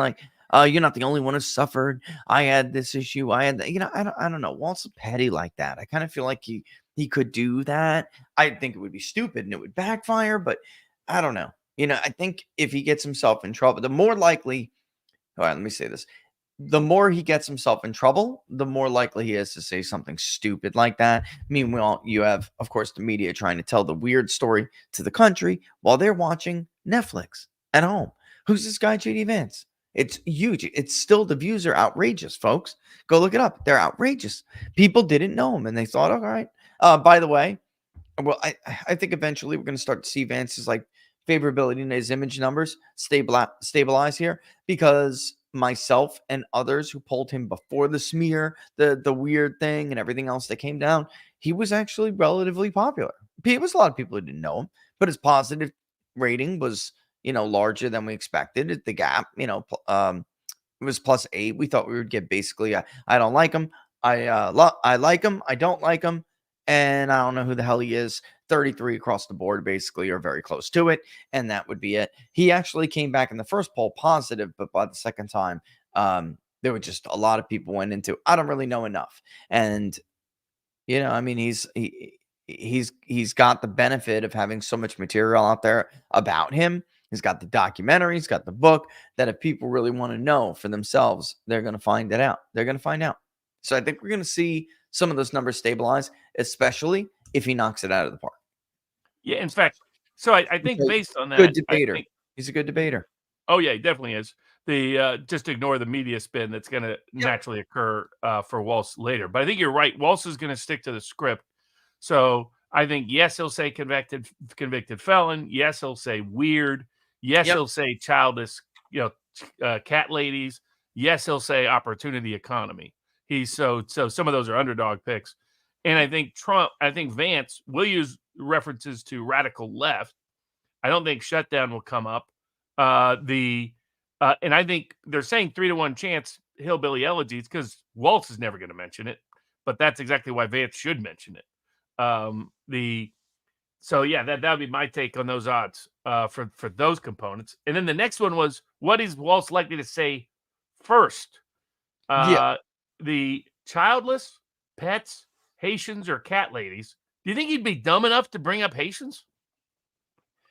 Oh man, you're talking about a guy who is governor of a state where there actually is, you have large Somali population, and these people, meaning the Democrats, they kind of like just flatly deny what people see with their own eyes. And we've had a couple of weeks now to stew on this Haitian story, and there's been so many even local outlets that went and spoke with local people in Springfield and elsewhere about, listen, is this happening? And I think most of the country, based on that meme alone, Robert, that meme was brutal. Eat the dogs, eat the cats, eat the whatever it is, and then eat the cats, right? And they're doing their dance to it. It went viral. That's all anybody knows. So if he said, I think he probably will, but because they think that their champion is some like victimized group or something, and they'll walk into it because they don't know what normal people think about this stuff. Americans are generous, and they don't mind sharing their country with people who are looking for a better life. That's what they feel like America is anyway. But they're also, this one took off, Robert. This took off on TikTok before I really understood the full scope of it. My daughter's a dancer. They all have, their little private social media accounts, because none of their parents, myself, Laura and I included, allow them to be public. But they all do their little dances, right? Every week or every couple of weeks, there's the new little dance. Before I even understood the full scope of the story, they were already doing the eat the dogs, eat the cats dance. So, and I mean, everyone believes it. There's almost nothing the media could say. They just sound stupid. And the Democrats just sound stupid when they try to defend this, because most people will say, what are you talking about? Of course they're eating the cats, man. Of course they're eating the pets. They're eating the dogs. All right. They're doing it. So I think he'll do it though. I do. I do. It's stupid, but I do. And if he doesn't, Vance will goad him into doing it. Because Vance will bring it up, and he's going to say, you know what? You guys are just xenophobic, racist. They're not eating the dogs. They're not eating the cats. And all of America is going to go, yes, they are, you stupid liar. Yeah. Even if he's smart, pets and Haitians doesn't come up at all out of his mouth. Oh, God. And I wouldn't even have the word childless come out, given Kamala Harris. I could see cat ladies coming out, but that, of course, opens the door. I mean, Vance is not likely to be as aggressive as Trump on a topic like that. Though the natural retort would be, I think any cat lady in Springfield, Ohio is going to be voting for Trump because they want to be able to keep their cat. But he probably won't go there. But yeah, if he talks about childless pets or Haitians, that's a mistake by Walz. But maybe he can't help himself, as you pointed out. I'm telling you, man, they think that it's like beneficial to them. They think that they're speaking for these like impoverished, downtrodden, underdog groups, and it only appeals to a certain small, first of all, very white and very liberal. You're never going to win the votes of these people anyway if you're a Republican. It only really appeals to them. I can't tell you how many We don't have abortion surveillance statistics across all the states because a lot of big blue states don't want you to know how many babies they kill every year.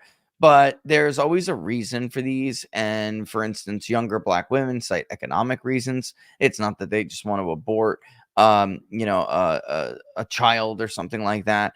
Their messaging though on these issues operates under a false assumption. So uh, they want, and there's also the possibility that they don't really care about the middle. So they bring these things up and they say these things because they're trying to gin up their turnout. It's almost like they're trying to repeat the Obama 12 model, where Obama just gave up the middle and said, I'm not going to win it. What I can do is make Black voters think they're coming for me. They will not let the Black president get reelected. They're just not going to do it. And it worked. It worked. So, but she just doesn't have that excitement. She's not Obama, she's not Obama. The coalition's not the same, but it doesn't mean they're smart enough to know what to avoid and what not to. Doesn't mean that. I'm just saying their path is narrowing. So whatever single path, and I do believe they have one single path, whatever path that is, has got to be, and if you're them, you got to look, the base has got to get out. So let's speak to the base on some of this stuff. So normally I would say it's dumb, and they should know it's dumb. But if that really is, that, we're going to find out if that's really their tactic. We're going to find that out real soon. Yeah. Now, what do you think about this? They have Walsh as the favorite to be the first one to say cat or cats or gun or guns. Yeah. Do you think that's accurate? Because I lean to that Vance would be more likely to say either one than Walsh, but maybe, like you said, that they believe that's a winning issue, the pet issue. But he can't bring up guns because of the clips. I carried weapons of war into war. So he cannot bring up the gun issue, or Vance will pounce on him, or should. I mean, is at risk of being, pounced on for that. What are you talking about? You never carried weapons of war, yet you said you did that. Now you lied about it, and now you want to take away everyone else's guns. I mean, this is so brutal. He could brutalize him with stolen valor and anti-Second Amendment sentiment all at once. I mean, I don't want to, maybe I should watch how much I say here, I don't want to give any ideas, but he could do that. He really could. And Waltz better have a good explanation or a good rebuttal, Robert, because if he doesn't. Yeah, I mean, so the way some of the odds are listing would set up for a disastrous debate for Walsh. What people, because they're saying 75% chance he will say, mind your own damn business. If he says that line again, that is a perfect opening for Vance to go into all of his insane pandemic politics, his insane censorship policies, his insane transgender policies. I mean, just to, one of the good ads they got going out there right now is Trump saying Harris cares about they, them. Trump cares about you. Yeah. That's a great phrase. You can use it as well in the debate. But if he says mind your own damn business, he didn't mind your own business when it came to what vaccine you took. He didn't mind your own business when it came to whether you could go outside your own home. He didn't mind your own business when it came to if you weren't wearing a mask, having your neighbor rat you out so you could go to jail. So, I mean, I would hammer the heck out of Walsh if Walsh is dumb enough to repeat that line. Yeah. He's not that experienced here, and he doesn't have that much. You're right. I mean, that's the thing. They do get dropped into the frying pan when they become, vice presidential nominees. He was vetted. There were several things that was, that were flagged while he was. Well, yeah, it's tough to report to duty when all he's ever done is be AWOL. And I'm telling you, I don't know how Vance doesn't take advantage of that, considering Vance's record is a distinguished record and his is not. I mean, it's really, you don't have to be mean about it. It's a matter of fact. And if he's willing to abandon his own men before wartime, what is he willing to do to you, the voter? He doesn't even know. I mean, really, you can connect the dots like that because there is an inherent belief, by people that, well, no, again, I'm trying to walk along. I don't want to give these people any good advice whatsoever. I really don't. It's just, he was vetted and failed the vetting. And this is a risky situation for him because he's only picked because they determined she couldn't pick a Jewish man as her running mate. So I don't think we've ever been in this kind of a situation where there's so much that the opponent can use and so much that they should try to avoid so the opponent doesn't use it. Like, so if the opponent chooses to raise it, then you're going to have to answer it. But you don't want to raise anything even on the periphery, because then they're going to get the 35 to 45 second rebuttal and they're going to capitalize on it and you're going to get beaten over the head. I guess that's what I'm really trying to say here. So like, it's tough to gauge some of these because the normal advice consultants would give to somebody like a Tim Waltz, some of it's out the window. It really is, because he can't go where other candidates could go. Like Josh Shapiro could have said, so much of the stuff that we're talking about being risky for Waltz to bring up, Josh Shapiro would have been able to bring it up no problem. And met most of these things absolutely no problem. And he can't. He's, so we'll see. We'll see. But yeah, I do think, however, there was one up here too that I thought first to be said. Oh, go ahead. Good. The riot one is also interesting. Yeah, agreed. The other thing is they don't think Vance will mention his book, his movie, use the words Hillbilly Elegy, or say Mama. I think he should do all of those things. Absolutely. Be real.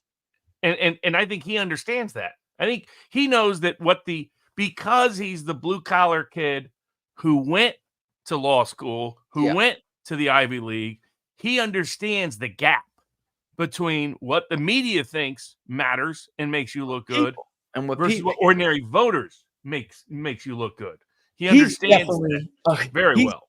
He's definitely saying Mima. Okay? He is absolutely, and if he doesn't, I'll be floored and stunned. He says it all the time, every chance he can get. He little Sheldons that shit. And he should, because that is who he is.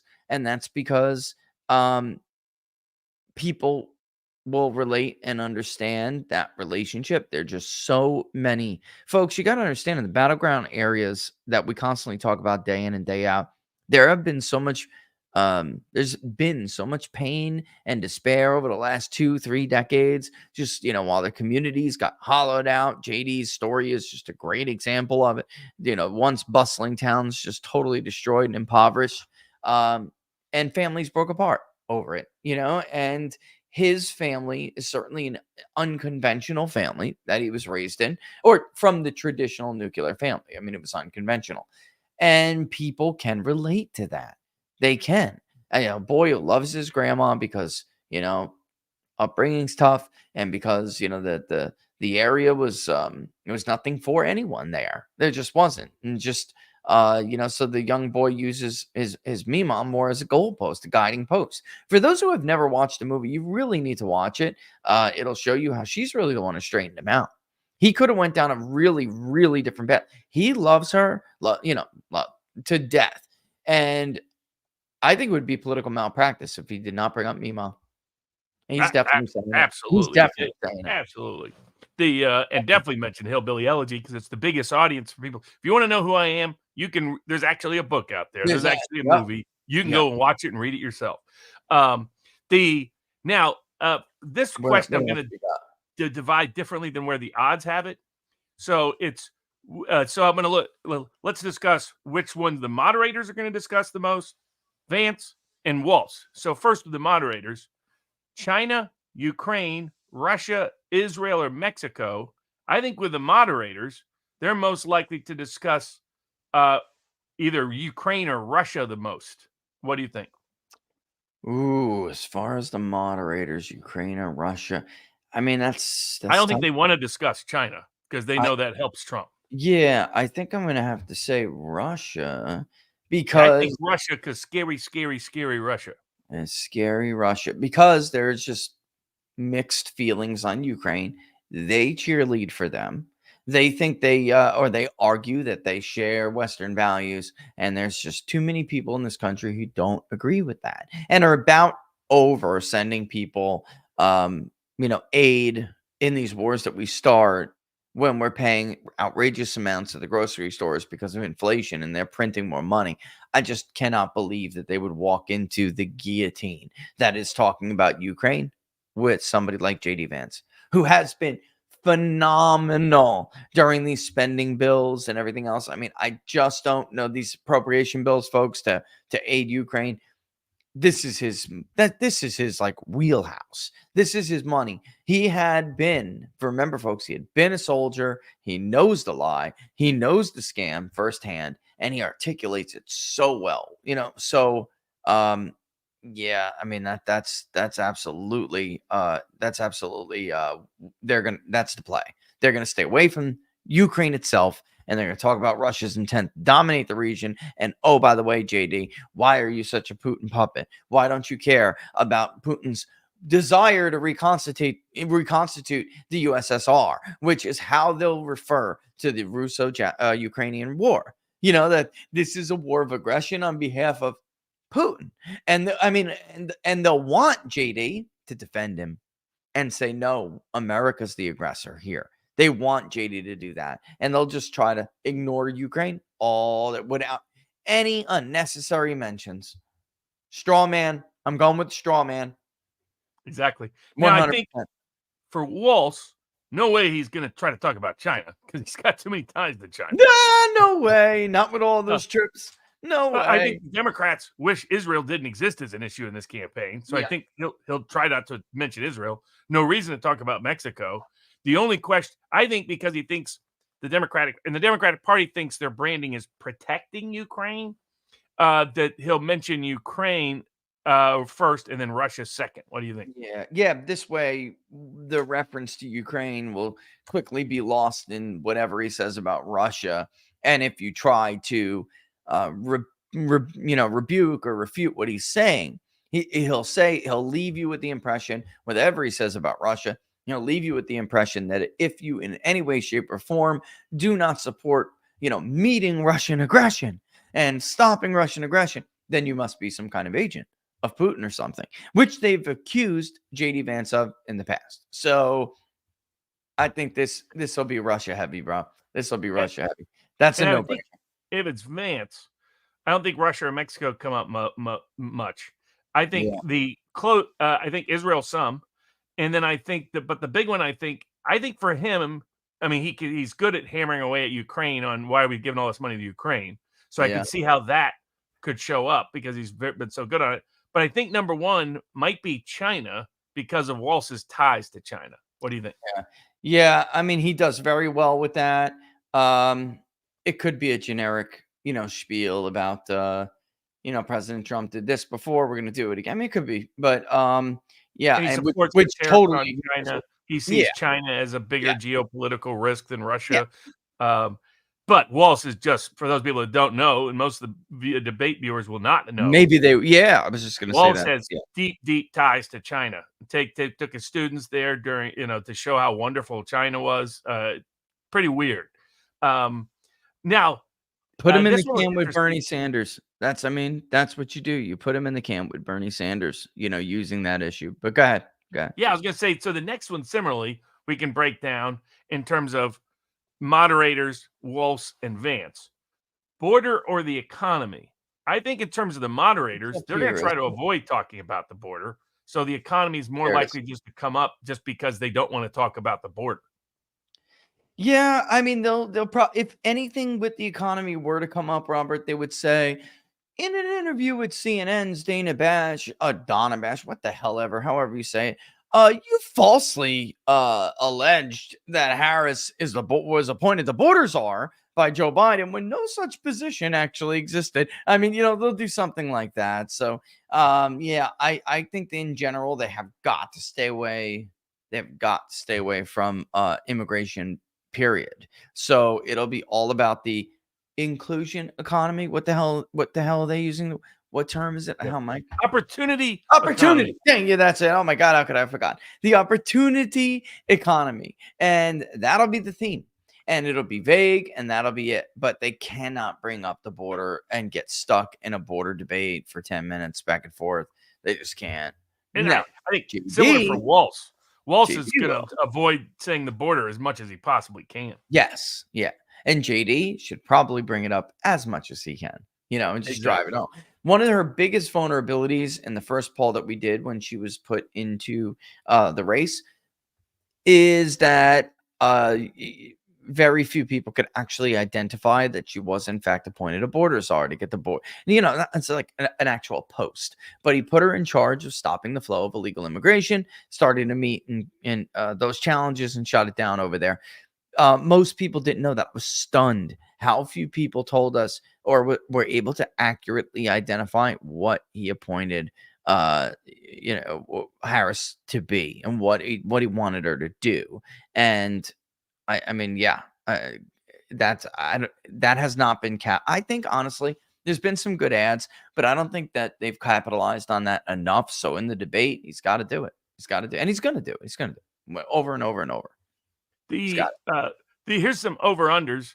What's the probability Harris has mentioned 16 times or more during the debate? No. By name. I think 15 times or more, right? Or is there more? Or 15 and a half is what the over-under is. My thought process, if you're Walsh, even though they've been running on a Trump bad campaign, I think your job is to promote Harris. So I think he'll say Harris's name associated with something positive. And I think if you're Vance, indicting Harris is more important than supporting Trump to a degree. So I think Harris's name may come up more often than Trump. But what do you think? Yeah. I mean, that's possible. I just don't, because you know why too? Because of the weird thing. Because every opportunity Vance is going to get to bring up Harris and bash, that's his job to people vote at the top of the ticket, so that would be the smart play, and he's going to do that every time he can. But when it comes to the other side with Waltz, he's obviously going to bring up Trump as much as he can to bash him, but they're going to want to continue that little smear campaign, that little, oh, you're weird, oh, you're this, oh, you're not, and bring up stuff that he said personally. So I think there's just more opportunity for Vance to bring up the word Harris and talk about Harris than there is for Waltz to bring up Trump. And that's crazy because that's never usually the case with Democrats. It's an unhealthy obsession with Trump. So normally they would say it a lot, but if they want to maintain the smear, the image smear, they have got to do that. They've got to focus on him as well. Plus, he's young, and Trump is old, so people are going to wonder, can this guy do this job? And it's JD's time to shine and to show them that he can. They're going to want to make him out to be some weird, unrelatable wacko, or you told your kids to shut the hell up, or, you did this, you said that, you did this, you support that, you support this. Because so many people are in the back of their mind going to be saying, am I really going to vote? Same thing, by the way, with Joe Biden. Same thing. You had to, if you were a voter, consider whether or not you wanted Kamala Harris a heartbeat away from the presidency. It was one of Donald Trump's biggest ball drops in 2020 because half the damn country were told us they were uncomfortable with her being half of a heartbeat away, but it wasn't driven home. I don't think Democrats will make that same mistake. So I think you're not going to hear Trump as much as you will hear Harris from the right, which is crazy. We'll see. How often do you think they bring up Project 2025? Oh my God, that's coming up within the first. Man, wait a minute. Where are the options here for that one? It's listed in different mentions. Is it gonna be like 6 or more times mentioned? And yeah, I think obviously that'd only be the moderators or Walsh bringing that up. But I think if that opens up, a perfect retort on that is you don't have to guess what Trump is going to do. You already know. Just like you don't have to hope what Harris is going to do. You already know. Yeah. She's been in the White House for 4 years. Yeah. Donald Trump was in the White House for 4 years. Yeah. And you don't have to guess what the world would look like under Vice President Walsh. Yeah. Because in Minnesota, and you just go through the disaster with the riots. That was you go through the disaster. You can tie Harris into that. She was part of the bailout fund. So the George Floyd riots in Minnesota, the disaster of his handling of the pandemic, the vaccine mandates, the mask mandates, the lockdowns, the shutting kids off from school, denying kids educational access unless they took the vaccine, firing people if they didn't take the vaccine, telling neighbors you actually had a rat hotline to rat out your neighbors, and the disaster of education and the economy under his tenure has been we already know what the world looks like if Walsh was in the White House, because Minnesota's been a disaster for the last 4 years. So I think that's a good response and retort to that. Did we talk about where is it? The first one to bring up, where was it? I just looked at it before. That's Memo. There's a Stolen Valor, by the way. That is plus 200 for Stolen Valor. Over 200. Where there was one I wanted to. I'm missing it here. Mind your own damn business. No, there's one other one. Was it down further? I don't think. What do you think about the governor stuff? Gavin Newsom and Oh yeah, that was last week. yeah, that's an interesting I one. don't see. I think it's much more likely Gavin Newsom's name comes up than Richardson's name comes up. Really? Yeah. Yeah, because there's no utility to Vance discussing it.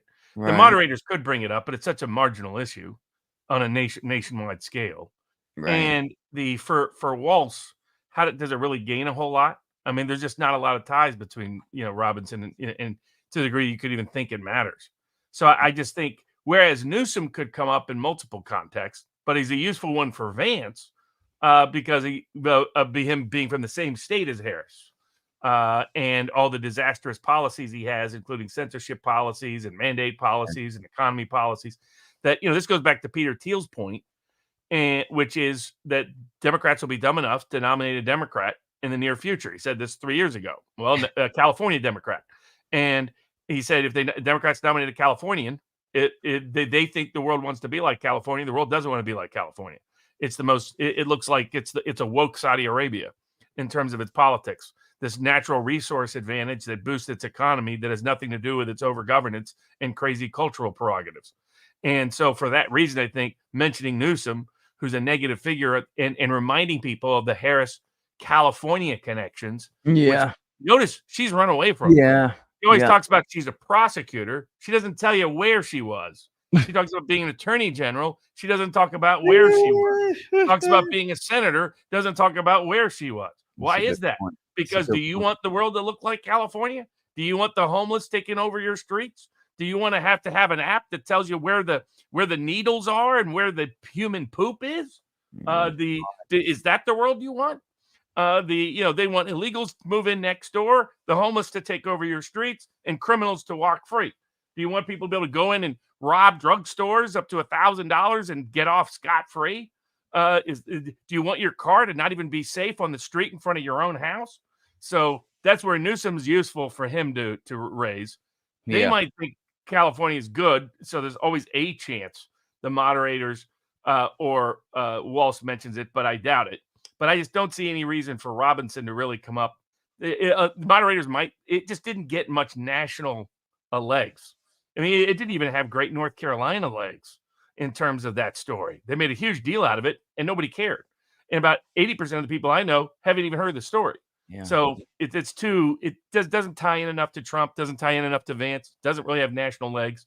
Whereas Newsom, because of the Californication of America that they're seeking, does have utility for Vance to remind people of his ties to Harris. Yeah, and look at Ron DeSantis, and I think he actually did it pretty well. Took advantage of that. And had that debate. It was a Hail Mary debate, but he was trying to, of course, even if I lose, I'm going to set myself up for the next election cycle. So I'm going to very much take advantage of the Newsom angle because I'm the governor of Florida, and I'm going to compare these two states up and down.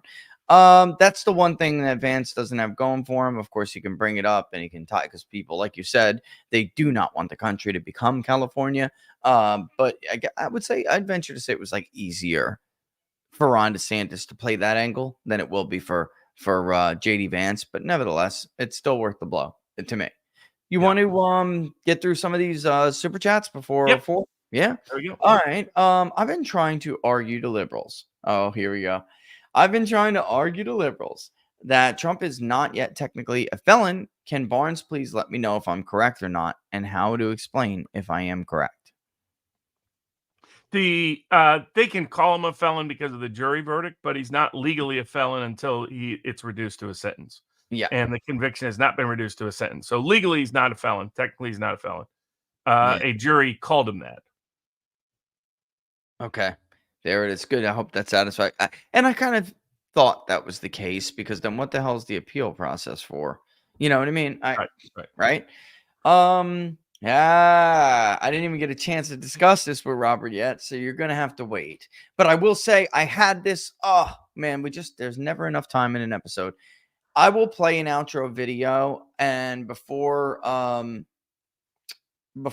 I bounce and play the outro video to leave at the end of the show, I'll give you a little bit of a heads up. What I was talking about with Robert in the beginning of the show, some of it absolutely had to do with that Nevada poll.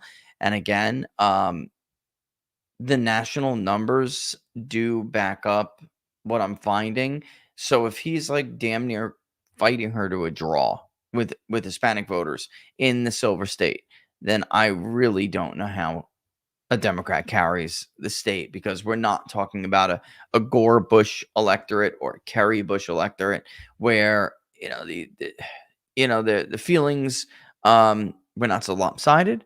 The Nevada white vote is very Republican, and so if Democrats cannot get the normal margins that they get with Hispanics, then they're in deep trouble. And Robert, the reason why I believe it is because Hispanics, there's a lot of it just nonpartisan, I will say. Hispanics registered to vote in that state. They're not registered as Democrats. They're not registered as Republicans, even though they've been voting Democrat at least for a while.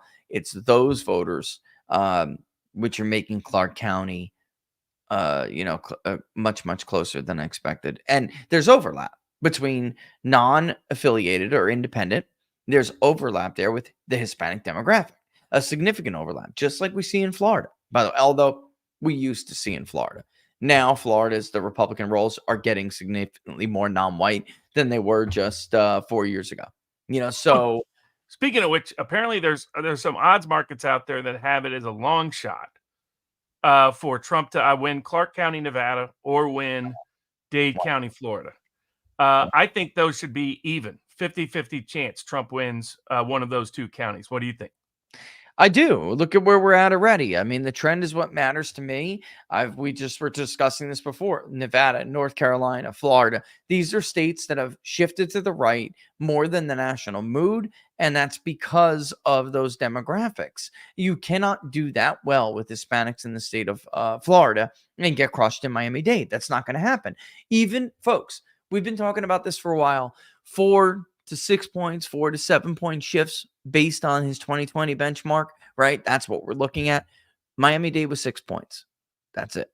6 points. It's right on that line. So can it get to 6? Will it be 4? I think it's a coin toss. And that's, a 50-50, true 50-50 coin toss.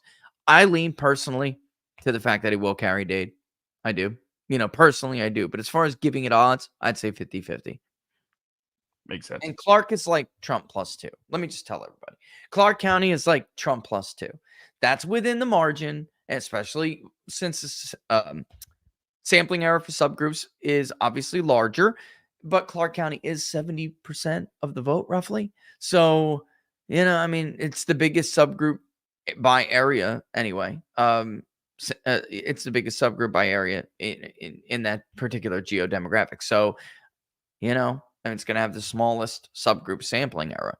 Even if I'm off a little bit and it's Harris +2, that would I would say, what's the word I'm looking for? That would warrant like a 50-50 coin toss odd. So it's Trump +2, Harris +2 within the sampling error.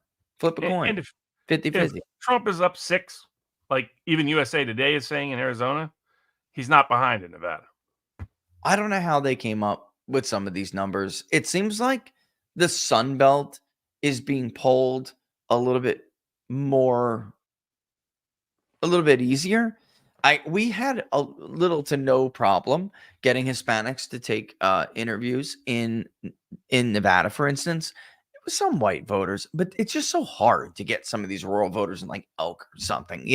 It's so hard to get them. So the white vote is probably going to be understated, or at least the white vote for Trump. The margin it goes for Trump, it'll probably be understated. But even if that's countered by inflated support in Clark County, again. Really close. Really, really close. I don't know. What do you think? You think he's going to take Clark County? Oh yeah, I do. Yeah. And I think it's worth the odds. I mean, you're getting 2-1, 3-1, 4-1, Dade County, worth the odds for. I think it should be even money that he wins Clark County, even money that he wins Dade County. I mean, look how well he did there when he lost the election. Oh, it's just the dynamics here, the working class dynamics, the Mexican American dynamics, the Asian American dynamics, the millennial Zoomer dynamics. They're higher, they're stronger in frankly Clark County than there are in most other jurisdictions. So thus they're stronger in Nevada. So that favors him more. The few groups trending Harris are underrepresented in Nevada, like people with a master's degree, people who work for the government, so on and so forth. Some of these I can go through quick. I was just going to say about question about the glitch in Arizona. It was people who registered prior to 1996 did not provide proof of citizenship. That's not a high number of non-citizens in all likelihood, but it shows you the problem that they promised that didn't exist, and it did exist. So it makes you wonder about the authenticity of other aspects of their registration, that this problem could even be present in the first instance. Yeah. The Jill Stein. I think again, people overreact to this stuff though with the non-citizens. I really do, Robert. I think wherever there's any third party listed, it will hurt Harris more than Trump, because Kennedy's going around telling all of his voters, vote Trump, vote Trump. The only ones who won't are the ones who just refuse to. Period. And those are ones who would probably otherwise vote Harris. So they'll have Stein as an option. They'll have Oliver as an option. They'll have, in some states, West as an option. In some states, Kennedy is an option. Anybody voting for any of those four candidates are people who are never Trumpers. And they'll have none of these candidates in Nevada, by the way. Speaking of Nevada, they'll have none of these candidates to vote for. They're good at that. The Nevada Supreme Court at taking care of business with the Democratic Party. I mean, Harry Reid's legacy still lives here, but I don't know if it'll be enough to carry Harris over the edge. And his machine is fading out. Yeah. The Teamsters are strong here, and the Teamsters are all behind Trump. So that's a lot of historic reasons why the Teamsters are strong in Las Vegas. Arguably, you could say they built Las Vegas. But another story for another day. Another day. Somebody asked, what do you think about Whitmer and Shapiro? Publicly, they will say lots of strong things and advocate heavily for Harris. Behind the scenes, they'll do everything possible to see Harris screwed, because the only chance either one of them has at being in the White House is for Harris not to be there in 2028. Yeah. And so behind the scenes, both of them will be maneuvering to sabotage Harris. Why? I mean, Chris, why would they help her? Why? So they can run against an incumbent Democrat? They saw what happened to Kennedy. That's not going to happen. Enormous power in the White House to make sure that you don't have an opponent. They know that. They're not stupid. So, yeah, you just answered his question, basically. I mean, not basically, you did. So just, think about it. You think they're going to go out on a limb for someone who's losing? Again, let me just say it again. She is losing in their internal polls. So why on earth would they ever give them the, why would they give her a boost? They would want her to go down in flames so they could run against a would-be Trump successor, maybe, and they find that easier than running against Trump himself, which is why they didn't jump all over this opportunity. It was only Harris to stick the knife and, twist. Exactly. Okay. To the super chat about Chester County, Pennsylvania, having a lot more Trump signs than normal, and fewer Harris signs than normal. Not a surprise. And again, a lot of that data. Remember, Biden was uniquely strong because he was a senator from Delaware in the Philadelphia media market, and because he pretended to be from Scranton. Everybody up there believed it. That's why he was stronger than average in Eastern Pennsylvania. Number one, and number two, the way if Harris is underperforming in New York City suburbs, underperforming in New Jersey suburbs, you can guarantee she's underperforming in the Philadelphia suburbs. Yeah. So that's the warning sign. That's why their internals have her getting whooped in Pennsylvania currently, because she was, also Pennsylvania is one of those states that really benefited from mass mail-in voting. They still have more liberalized rules than a lot of other states. Somebody asked earlier about why is there a gap of some 80% drop-offs versus 20% drop-off. Well, it's because some states got rid of all the craziness of just mass mailing mail-in ballots everywhere, like Georgia. So there you're going to have 80% drop-offs. Still down. Democrats still down. Disproportionately so. And particularly low propensity younger black voters that she needs to turn out in big numbers are down. But in Pennsylvania, the numbers are still down substantially off of the 2020 margins. That already eats into his edge there. His entire edge came from the mass mail-in vote. He's already behind Harris already behind what Biden had already put in the bank in terms of vote edge by this point in 2020. And she's substantially behind in Eastern Pennsylvania, where he uniquely did well.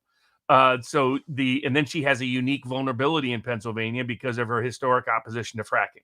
Yeah. So you combine, and then the governor there isn't really helping her behind the scenes. And then Democrats have made a disaster of Pennsylvania, going after Amish farmer Amos Miller, going after another Amish farmer, Reuben King, to take away everybody's Second Amendment rights. Pipeline. Shutting down the Keystone Pipeline, which they said they would not do. So it's like very difficult to trust her now that she doesn't want to ban fracking. I mean, very, very difficult, because guess what? They have unique vulnerabilities in Pennsylvania. Then you add in the Jewish vote, which they're leaking badly, which is strong in the Philadelphia suburbs.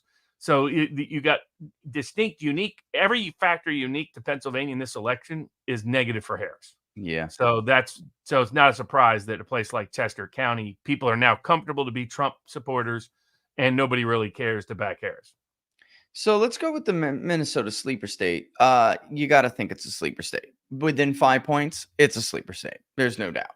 Yes, he's the vice presidential nominee, and the Democratic side is from that state. But ultimately, if it breaks for Trump in one direction and it breaks hard, that may not that it's possible that that may not even be enough. He's not giving her any hometown advantage. If you look at the map where he was reelected in 22, it is a very textbook Democratic map, and he even underperformed Biden. So I don't really see the sleeper states that could surprise are Maine and New Hampshire because of underperformance amongst Yankees and issues with the fishing industry. Maine, to me, during the Biden-Harris administration. Yeah. Issues. The next one is Virginia because of bad underperformance amongst minority millennials that were upholding the Democratic edge there in that state, and overperformance and higher turnout of working class Republicans than working class low propensity Democratic voters so far in the voting trends. So Maine and New Hampshire could be a surprise switch. Virginia could be a surprise switch. Minnesota could be a surprise switch because Walt's actually not well liked in that state, particularly in the key parts of the state that matter. Yeah. And it looks like the working class North that Biden was able to hold on to in places like the Iron Range are now finally switching towards Trump. And if that happens, he needs big margins out of Minnesota. I mean, the Twin Cities, and the problem there is the Somalian vote maybe trying to find some third party to vote for over anger over the Arab-Palestinian issue in Israel. So you add it all up, the Minnesota could be a surprise state for Trump. And last but not least, surprise state for Trump would be New Mexico because of strong support amongst Mexican Americans. Now, you got a distinct Mexican American voter group in New Mexico. It's an older group. It's a group that's more well established there. So far, what I've seen underneath the hood, they're not swinging as hard as the younger Mexican American generations in Nevada and Arizona and Texas are. So that the Mexican American vote out of New Mexico is different than the Mexican vote out of Texas, Arizona, and Nevada. So that'll be a number to watch. But that's why I list New Mexico as the fourth most likely. I would put New Hampshire, Maine, because it was close in 2016 in Maine and New Hampshire, close in Minnesota in 2016. So it wouldn't be a huge shock for those states to swing back. All the data is screaming that Virginia is closer than anybody thinks. And underlying demographic reasons. So of my list of sleeper swing states, New Mexico is on that list, but it would be the last on the list. Yeah. And just to give you a little bit of a, math, and I know I'm going to keep going here, but 42 to 45% of Hispanic vote. All of Biden's margin in New Mexico basically came from non-whites. They split the white vote down the middle. Trump beat Hillary Clinton with the white vote in 2016 in that state, but didn't perform as well as he has been and even did in 20 with Hispanics. So if he does, he would have to basically tie that Hispanic vote up, because there is a small contingency of other non-whites, Asians particularly, and they are going to still vote pretty Democratic and pretty big margins. So when an election is that close, that could be it. That could be who wins. That like 4% of the electorate that goes for one candidate, 65-35. That could do it. So he would need to do He'd need to do better than where he's at right now with Hispanics. That being said, though, Robert, he does do better with Hispanics in New Mexico than he does nationwide. Twice that happened. Oh, yeah, Twice. he definitely we'll has. see. He just, but in part because of that, he doesn't have as much of the growth range as he does in some other states. Yeah. Because he's overachieved with the unique demographic of Mexican American. It's like the Hispanic vote in Florida. It's not like the Hispanic vote anywhere else. Now, a lot of them are trending together, but it's Cuban, Venezuelan, Colombian, Latin American, Caribbean, and Puerto Rican. Puerto Rican at the end. Yeah, exactly. In Florida, it's Mexican American in Texas, Arizona, Nevada. It's older, less immigrant connected Mexican American in New Mexico. So so when I mean less growth potential, I mean Trump was already winning a good portion of them, and so it's harder to get to that ceiling. To the person who asked about could Biden step down, one, that's not in Biden's nature, but two, Harris is pretending she's not president in the White House. It does not help her to suddenly be identified as the president. No, not at this point, not anymore. At one point, that was like kind of kicked around, give me the incumbency advantage, but she's already on the border of owning the failures of this administration way too much. She's got Gerald Ford syndrome. The last thing she wants to do is put the rubber stamp on it, with that, like they did with Ford. I mean, they had no choice. I mean, Nixon resigned. But that's what they would do to Biden anyway. He would resign and but that didn't work for Ford. It didn't help him. And even, by the way, folks, going into that election, Ford had a pretty decent favorability image. His image was good. He just couldn't get out from underneath that shadow. So he lost, and he lost pretty easily. Tell people where to find you. We'll have to wrap up there because we're just out of time, folks. But tell people where to find you, what you're doing, and what what you're going to be looking for on debate night. Absolutely. So the Viva Fry and I will cover the debate live on Viva Fry's channel tomorrow night. Okay. The vice presidential debate, so that'll be fun. Otherwise, I have all my recommended political picks and bets for the entire election. There's more up now on more sports books, more betting places, locales, and what have you. And all that's at sportspicks.locals.com. Sportspicks.locals.com. And remember, everybody, if you want an accurate poll of, say, North Carolina, support the public polling project that is ongoing that Richard has going. Well, thanks as always, Robert. We'll see you next week. I'm going to rock this outro video, and I'll see you on What Are the Odds next time, 2 p.m. Eastern Standard Time. Don't miss Inside the Numbers on Wednesday, and don't forget to watch tomorrow, Barnes and Viva quarterback that puppy. All right, Vice Presidential Debate 2024. All right, here's Harry Enton talking about Trump's increase in support among working class, not just white, among working class. That just jump off the screen should set off sirens. All right, this is union households. This is Democratic margin in presidential election. It ain't what it used to be. You go back to 1992, Bill Clinton won that union vote by 30 points. Hillary Clinton only won it by 12 points back in 2016. That was the lowest mark for a Democrat since 1984, Mondale versus Reagan. But look at where Kamala Harris is today. She's only leading by 9 points. That would be the worst Democratic performance in a generation, 10 points off the mark of Joe Biden, who, of course, won 4 years ago, who was sort of that union guy, Union Joe, right? Won it by 19 points. She's 10 points off his mark, and the worst in a generation, if this, in fact, holds, Sarah. It is interesting to note that the difference between this, and Biden still won. Still won. But those numbers are significantly down. All right, talk to me about manual labor, those folks who went to trade schools. Yeah, those folks who use their hands. I think a lot of people oftentimes conflate the union vote with those who use their hands. Mike Rowe, of course, has been arguing more people should go to trade schools, more people should get a vocational degree. Look at this margin. This, to me, oh boy, does this tell you about the state of our politics now versus back in the early 1990s. Margin among vocational and trade school grads in pre-election polling. Bill Clinton was leading that vote over George H.W. Bush by 7 points. Look at where Donald Trump is today over Kamala Harris, a 31-point advantage. When I think people think of the working class, they think of people who use their hands, and we know that Donald Trump has been going after that vote, and he is in a very strong position, more so perhaps than any other bloc. The folks who go to trade school, vocational school, that has moved from being a core Democratic group to now being a core group of Donald Trump's massive amount of support among the working class. All right, let's move on to voters of color. And there's a very specific group that you looked at. And what are you seeing there? Yeah, we've been noting on this program, right, that Donald Trump seems to have been having some real impact among voters of color, getting into that traditional Democratic support. And I was very interested to see this because we're talking about the working class, right? So this is the margin among non-college graduates, all right, the voters of color. You go back 4 years ago, look at that. Joe Biden won that group by 45 points.